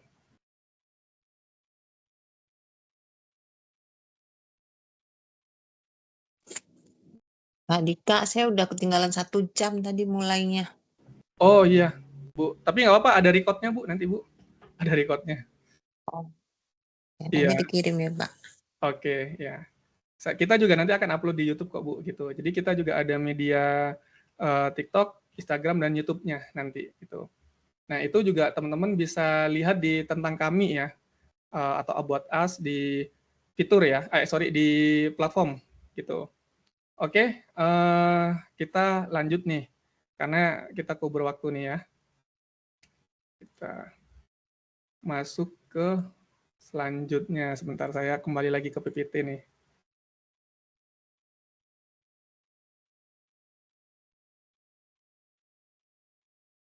Oke. Nah, pertanyaannya adalah, apakah investor.apps ini cocok untuk Anda? Kalau 4 poin ini bisa ada di diri kalian, yang pertama ini mengenai apakah Anda ingin yang sesuatu yang sistematis, jadi nggak sudah capek nebak-nebak ataupun melewati proses yang mungkin tanpa pegangan yang jelas gitu. Mungkin platform ini cocok untuk kalian. Yang kedua, kalian tidak ingin ikut-ikutan mengenai pom-pom karena kalian ingin membangun fondasi di situ, ingin membangun pegangan yang kuat gitu. Jadi nggak ikut pom-pom, kalian tahu apa yang kalian beli gitu. Jadi kalian membangun satu fondasi yang kuat, kalian tahu apa yang kalian beli. Nah, diikuti dengan beberapa indikator lain karena kan tadi ya yang saya sebutkan, kita tidak hanya berdasarkan tools. Kita ada pertemuan juga tiap bulan gitu kan melalui Teams juga gitu yang nanti akan membahas mengenai sektor-sektor dan atau industri-industri tertentu bagaimana perkembangannya. Nah, apakah ini masih relate untuk kita pegang? Nah, terus mungkin ada sesuatu yang sifatnya hidden gem, kita nanti akan sebutkan.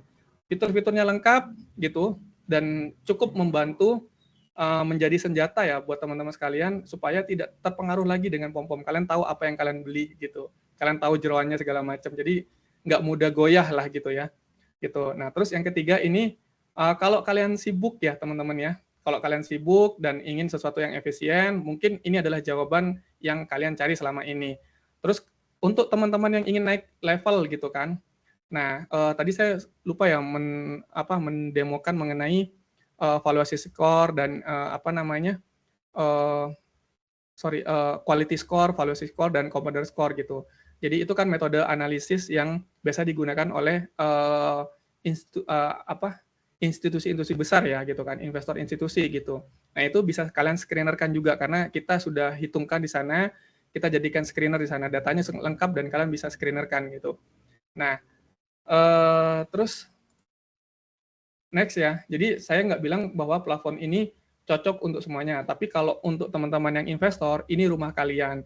Untuk teman-teman yang trader, tidak perlu khawatir, karena kita juga bulan depan sudah ada broker summary, gitu. Nah, jadi kita bisa memanfaatkan momentum juga di sana.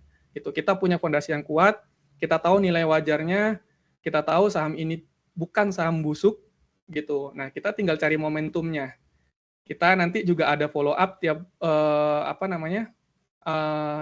tiap hari malah ya nanti ya di fitur Alpha Hub itu berkaitan dengan teknikal juga. Kalau memang nanti ada momentum dan itu cocok untuk ditradingkan karena kita punya fondasi yang kuat, kita ada fitur-fitur yang sangat jelas di sana ya teman-teman, itu bisa gitu. Jadi nggak cuma investor, trader pun bisa nanti ke depannya. Nah, kita berharap juga berdoa ya supaya next time kita juga bisa dapat data real time sehingga itu nanti bisa diolah dan bisa kemungkinan scalping pun bisa ada di sini nantinya gitu. Tapi saya tidak janji sekarang gitu. Saya tidak janji sekarang, mungkin next time gitu ya. Gitu. Nah, oke. Nah, terus ini ya, karena nanti kita juga ingin memfasilitasi trader. Jadi trader itu tidak hanya ambil keputusan yang berdasarkan ikut-ikutan, apa kata teman dan sebagainya. Kita sediakan nanti broker flow, namanya holder stock. Ini fiturnya. Namanya holder stock. Di situ teman-teman juga nanti bisa melihat saham-saham yang diakumulasi, siapa pemiliknya, siapa yang buang barang. Nah, berapa yang dia buang, nah itu bisa sampai detail nantinya. Gitu. Nah, itu juga menjadi senjata nantinya teman-teman. Nanti di hari selanjutnya teman-teman kan bisa mentradingkan itu. Gitu kan? Oke. Nah, visi kami itu sebenarnya ingin memberdayakan 100.000 investor gitu untuk bisa berinvestasi lebih masuk akal lagi dan percaya diri gitu ya teman-teman ya. Nah, saya harap teman-teman bisa menjadi bagian dari perjalanan yang akan kita tempuh ke depannya ya teman-teman ya. Nah, oke. Nah, jadi kita sampai di penghujung nih teman-teman. Jadi mulailah berinvestasi dengan sistem, bukan tebak-tebakan. Kalau teman-teman ingin mengunjungi situs yang kita miliki itu di investrate.apps. Nah, tapi memang teman-teman ini sifatnya berbayar. Sifatnya berbayar karena kita ke depan masih banyak yang ingin kita kembangkan teman-teman. Nah, terus fitur-fitur ini memang ada biaya operasional tiap harinya gitu. Tiap bulannya, termasuk sewa-sewa segala macam. Nah, cuman memang ini untuk khusus malam ini teman-teman yang hadir, ini kita kasih diskon teman-teman. Jadi kita kasih diskon dan kita kasih spesial gitu. Kita kasih spesial selama 2 bulan diskonnya. Jadi hanya bisa dinikmatin oleh teman-teman yang hadir pada malam ini. Nah, nanti kita langsung akan buatkan diskonnya gitu ya teman-teman ya. Kita juga ada WhatsApp official kalau teman-teman mau nanya itu di nomor WhatsApp ini. Kita juga ada email resmi kita di info@investor.apps dan marketing@investor.apps. Nah, kalau teman-teman ingin berlangganan untuk harga normalnya itu per bulan 200.000. Tapi karena teman-teman adalah pengguna YB, nasabah YB, saya kasih diskon 50.000. Jadi 150. Karena teman-teman hadir malam ini, saya kasih diskon lagi 50.000. Jadi 100. Jadi yang tadinya harga normal untuk semua fitur itu 200.000, untuk malam ini teman-teman hanya cukup membayar 100.000 gitu.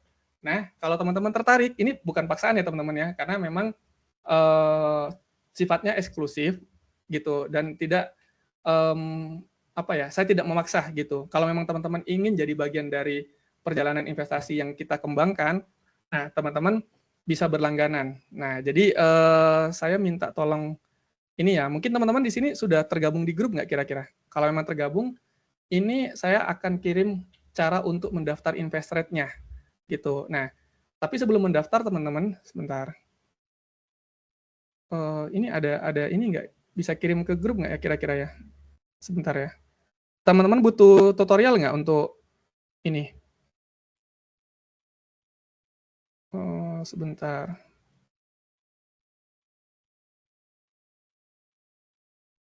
Oh, saya baru baca grup, nggak bisa ini ya? Nggak bisa masuk ya? Oke, sorry teman-teman kalau memang nggak bisa masuk, mungkin next kita coba untuk berlangganan Zoom ya teman-teman ya. Oke. Nah, boleh tolong dibagikan ini nggak ya? Sebentar. Oh, ini nih. Saya kirimkan tutorialnya ya teman-teman ya.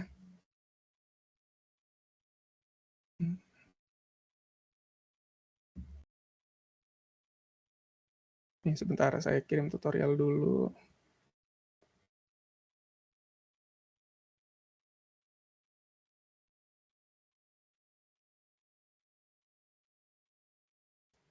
Nanti kita buka bersama ya teman-teman ya. Maksudnya kita tunjukkan tutorialnya. Nah, ini saya kirimkan ya.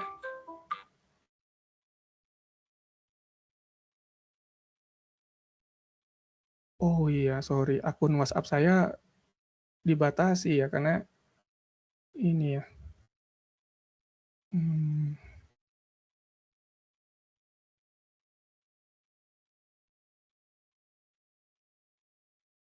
Nah, oke. Harusnya sih sudah masuk ya, teman-teman, untuk tutorialnya.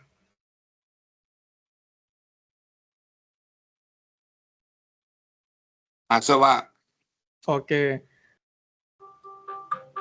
Nah, itu bisa teman-teman buka untuk alur pendaftarannya. Nah, di sini kan yang pertama Bapak Ibu kan harus membuat akun dulu, gitu kan. Nah, di sini hanya memasukkan email dan password ya kalau memang teman-teman sudah punya akun di Investrate-nya ini. Tapi kalau memang belum ada, teman-teman tuh bisa langsung klik di pojok kanan bawah, di bawah button login ya atau masuk, di situ ada tulisan warna hijau daftar sekarang ya. Jadi teman-teman kalau memang belum ada, silakan untuk mendaftar. Nah, nanti akan ada 3 pilihan akses gitu. Nah, untuk yang malam ini disarankan untuk menggunakan akses tertingginya yaitu yang platinum ya teman-teman ya. Tapi ini kan di sini tertulis 200.000 ya teman-teman ya. Nah, karena spesial diskon ya untuk teman-teman, jadi spesial diskonnya 50%, saya buatkan hari ini ya teman-teman ya. Jadi nanti saya coba upload ke mana namanya, ke grup, teman-teman bisa manfaatkan untuk pas ketika teman-teman masukkan apa namanya aksesnya, pilih yang platinum, lalu nanti langkah selanjutnya itu teman-teman masukkan diskonnya. Nah, kode diskonnya. Nah, nanti saya akan buatkan dan akan saya kirimkan ke grup ya teman-teman ya. Gitu. Oke. Oke, mungkin itu ya teman-teman ya. Jadi kalau memang teman-teman ada kesulitan, teman-teman bisa WhatsApp di official kami, itu 24 jam. Selama masih aktif, kita masih bisa melayani teman-teman, kebutuhan teman-teman apa. Apapun yang teman-teman tanyakan, atau mungkin apapun yang teman-teman ingin sharingkan, boleh di situ dulu gitu. Nah, jadi kita juga ada grup ya teman-teman ya di sini. Nah, kalau memang tidak ada pertanyaan, karena ini tinggal 8 menit lagi ya teman-teman ya, waktunya, atau mungkin bisa dimanfaatkan untuk teman-teman ingin bertanya ya, gitu. Boleh sih sebenarnya. Andika, maksudnya ini kita nanti install lagi program gitu ya? Oh, enggak Bu, kita masih web based Bu. Kita web based sih. Jadi Ibu tinggal apa namanya di browser masukkan alamatnya yaitu investrate.apps. Nanti akan keluar sih Bu gitu. Atau enggak nanti linknya saya kirim ke grup Bu. Linknya saya kirim ke grup. Oke. Jadi tinggal diklik, ikuti langkah-langkahnya nanti gitu Bu. Oh iya Pak. Oke. Jadi sebelum ini kita ada waktu, saya juga sambil menunggu teman-teman kalau memang mau bertanya, saya buatkan kode promonya aja sekalian dulu ya di sini ya. Jadi teman-teman bisa manfaatkan kalau memang teman-teman hari ini mau mendaftar. Jadi kode promonya spesial untuk teman-teman yang hadir malam hari ini, kita buatkan sampai 2 bulan ke depan. Jadi bisa digunain di setiap bulannya. Oke. Bentar, teman-teman.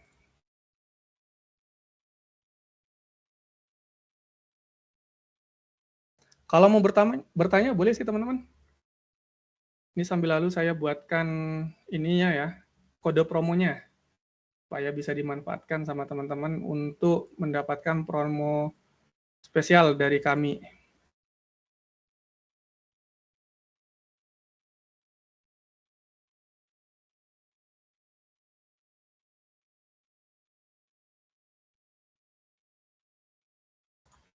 Ya, saya supaya tidak punya janji juga ya, mungkin saya tampilkan dulu ya teman-teman soal ini ya. Sebentar.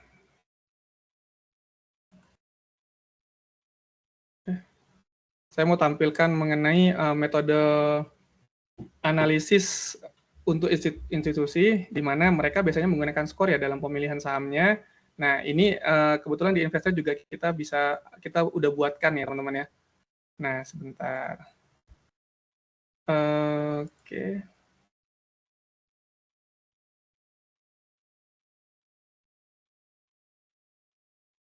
Oke. Saya munculkan layarnya ya teman-teman.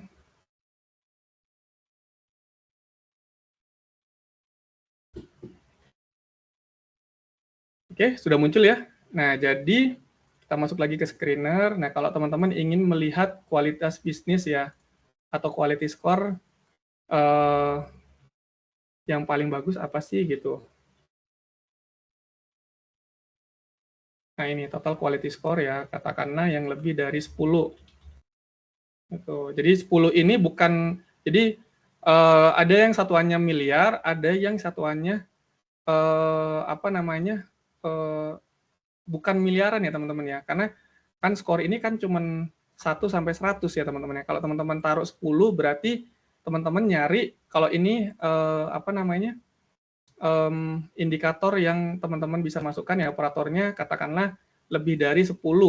Berarti 11, 12, 13 dan seterusnya itu masuk gitu kan. Nah, Kita lihat tahun 2024 contohnya. Jadi quality score yang lebih dari 10. Nah ini ada 96 saham yang memenuhi kriteria gitu berdasarkan kualitas bisnis. Gitu. Ada Ali, Aces, Ades dan sebagainya. Oke. Valuasi skor juga bisa di-screenerkan, teman-teman. Nah, tuh. Nah, ini tadi saya juga janji mengenai mau bikin ininya ya, kode promonya. Nah, saya bikinkan ya, teman-teman ya. Oke, jadi saya bikinkan sekarang, teman-teman bisa manfaatkan nih, mumpung lagi ada promo. Tuh. Oke. Ada pertanyaan nggak kira-kira, teman-teman? Saya sambil lalu bikinkan kode promonya nih.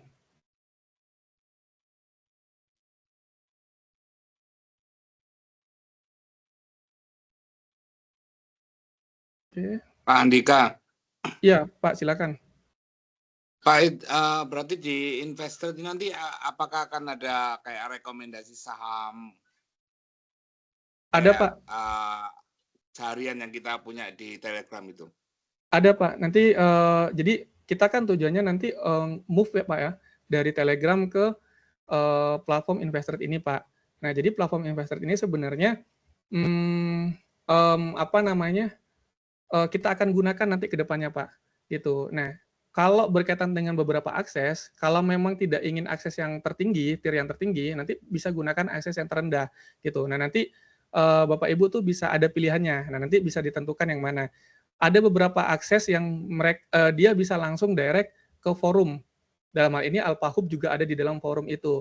Nah, nanti di Alpahub itu kan sistemnya kayak Discord, Pak ya, Discord gitu. Seperti halnya seperti yang kita lakukan di Telegram grup itu. Nah, tapi bedanya itu nggak ketumpuk, Pak. Jadi misal kita temukan sesuatu ya, di sebuah saham kita temukan sesuatu. Nah, kita akan sharingkan atau langsung kita akan buatkan saham tertentu. Jadi kayak kita khususkan dia, Pak. Jadi kita kayak khususkan dia. Nah, nanti akan saya kasih tahu kenapa sih saham ini menarik, kenapa sih saham ini menarik. Nah, semisal belum waktunya masuk karena mungkin ada beberapa yang belum memenuhi kriteria gitu. Nah, ya belum ada instruksi apapun di situ. Nah, tapi kalau misal sudah memenuhi kriteria, contohnya mungkin ternyata ownernya tiba-tiba melakukan apa namanya, kan kita nanti punya fitur stockholder, Pak ya, gitu. Nah, di situ mungkin kita kelihatan bahwa oh tiba-tiba ada akumulasi masif nih gitu. Nah, biasanya akumulasinya pakai broker apa nih gitu. Atau enggak mungkin kita temukan sesuatu hal yang menarik, contohnya saat ini tiba-tiba dia volumenya nggak ada. Kita kan juga kadang menggunakan analisa volume, Pak ya. Itu tiba-tiba volumenya nggak ada, tiba-tiba ada volumenya. Itu kan kita harus bedah, Pak. Volume itu datangnya dari mana? Jangan-jangan cuma tukar-tukaran barang gitu. Nah, itu kita bedah. Nah, itu sahamnya kita karantina dulu. Kita taruh di Alpahub dulu. Ini menarik gitu kan. Ini menarik. Nah, tapi belum ada tindakan apapun gitu kan. Semisal nanti sudah saya bedah segala macam, ternyata volumenya naik, ternyata kalau kita breakdown lagi, volumenya itu hanya tukar-tukaran barang. Contohnya mereka hanya ingin menaikkan volume secara visual yang biasa dilihat oleh trader, yaitu di chart, Pak ya, di chart itu volumenya tiba-tiba naik, mereka tukar-tukaran barang melalui nego. Itu kan bisa disampaikan nantinya, Pak, gitu, di Alpahub ini gitu, di fitur Alpahub. Jadi ya teman-teman, kalau apa namanya, males untuk melihat finansial, melihat hal-hal lain, ya udah langsung ke Alpahub aja. Tapi intinya semua akses itu bisa teman-teman lakukan karena kita sediakan itu gitu. Mungkin itu, Pak. Thank you, Pak. Menarik, Pak. Oke, siap, Pak. Terima kasih, Pak. Ada lagi kira-kira teman-teman? Udah jam 9 nih.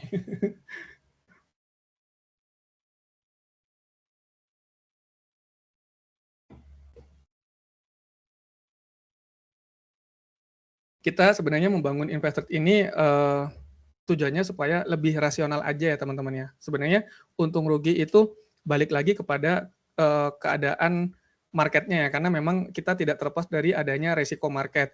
Tapi dengan pendekatan-pendekatan tools yang benar gitu, harusnya sih resiko itu bisa diminimalkan.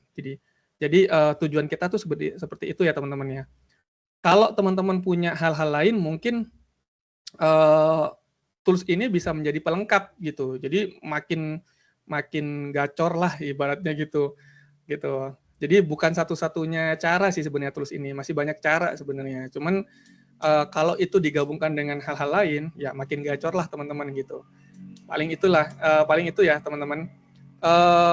Ini saya izin untuk membuat kode ininya dulu ya, kode referral, kode apa namanya, promonya. Kode promo supaya teman-teman itu bisa masuk dengan potongan 50%. Tuh, selama 2 bulan. Tuh, kita buatkan kode promo, karena tadi peserta yang join 55 ya, jadi kita buatkan di Juni 55 ya, kode promonya. Nah, itu nanti teman-teman bisa masukkan, jadi pas waktu teman-teman daftar ada tulisan input kode. Nah, itu teman-teman masukkan Juni 55 gitu. Nah, jadi teman-teman nanti itu bisa digunakan selama 2 bulan dengan 50% diskon untuk full access-nya. Oke. Ini sudah saya buatkan dan nanti saya akan taruh di grup ya, teman-teman.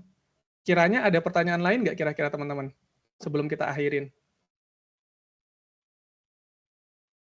Pak, izin nanya ya. Iya, silakan Bu. Iya, saya kan baru masuk tadi Pak ya. Jadi nggak ngikut dari depan.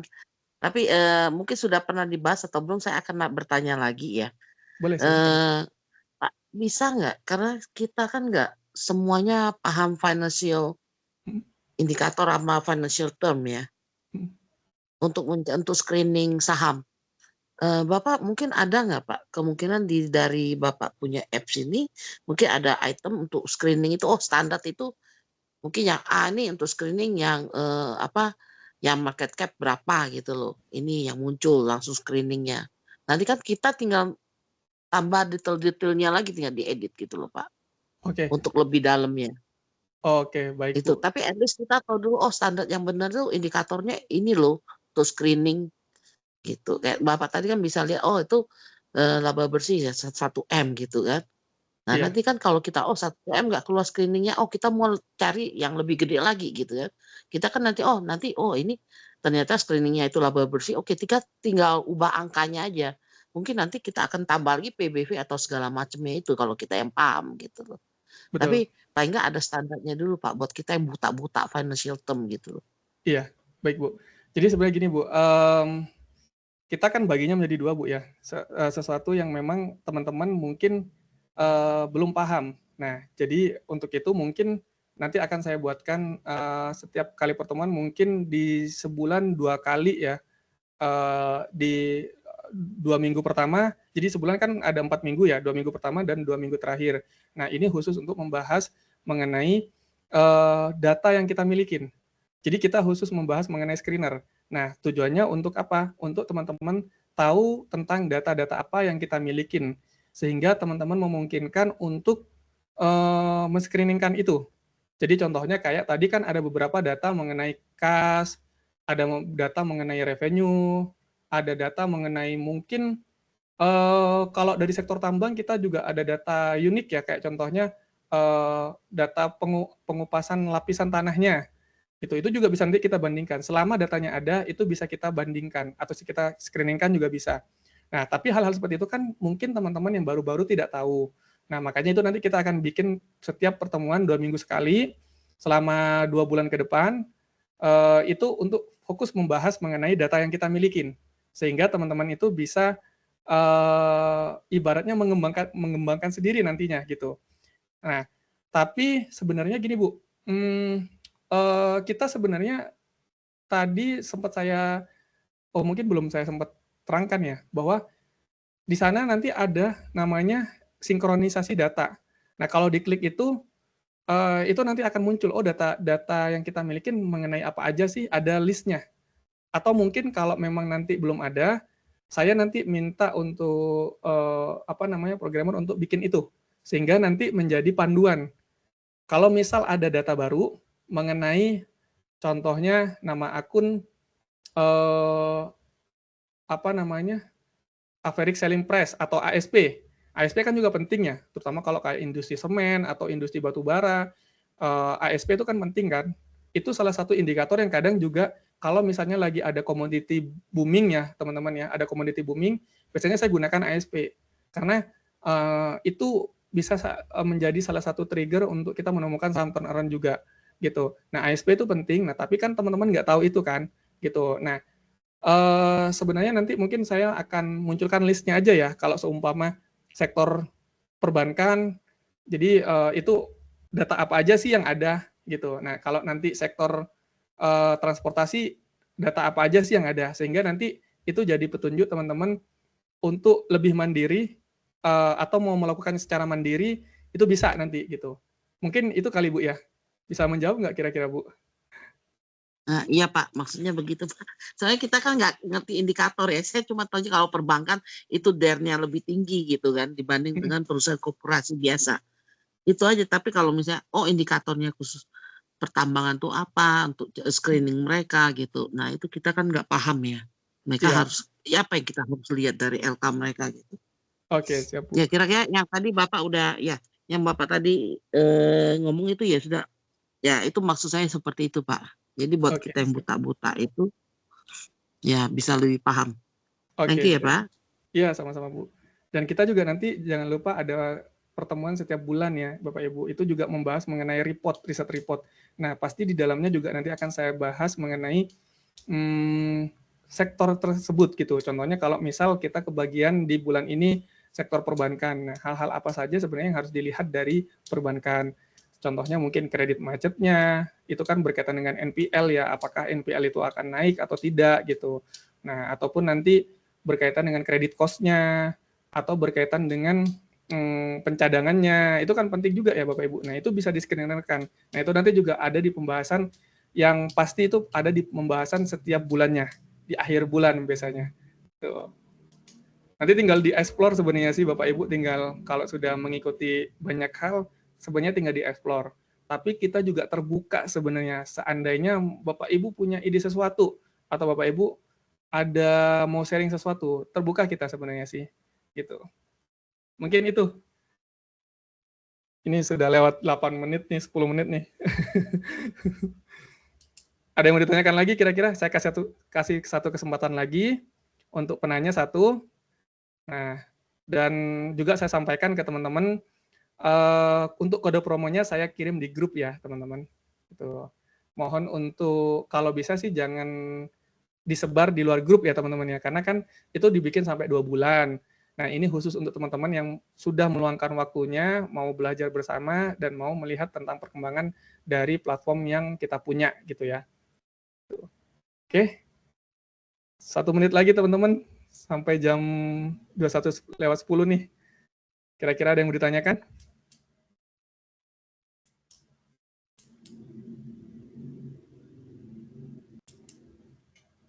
Mungkin cukup Pak Andika, terima kasih. Oke, siap Pak Eki. Oke, kalau gitu teman-teman mungkin bisa saya akhiri ya. Terima kasih teman-teman waktunya, dan mungkin kita akan berjumpa di lain kesempatan ya teman-teman. Tentu informasinya pasti nanti akan kita share di grup yang ada di WhatsApp ya teman-teman ya, berkaitan dengan apapun perkembangan dan update mengenai Investrade. Sekali lagi terima kasih teman-teman sudah meluangkan waktu untuk bisa berkembang bersama Investrade. Untuk itu saya akhiri. Terima kasih. Wassalamualaikum warahmatullahi wabarakatuh. Selamat malam semuanya. Waalaikumsalam warahmatullahi wabarakatuh. Malam Pak. Thank you.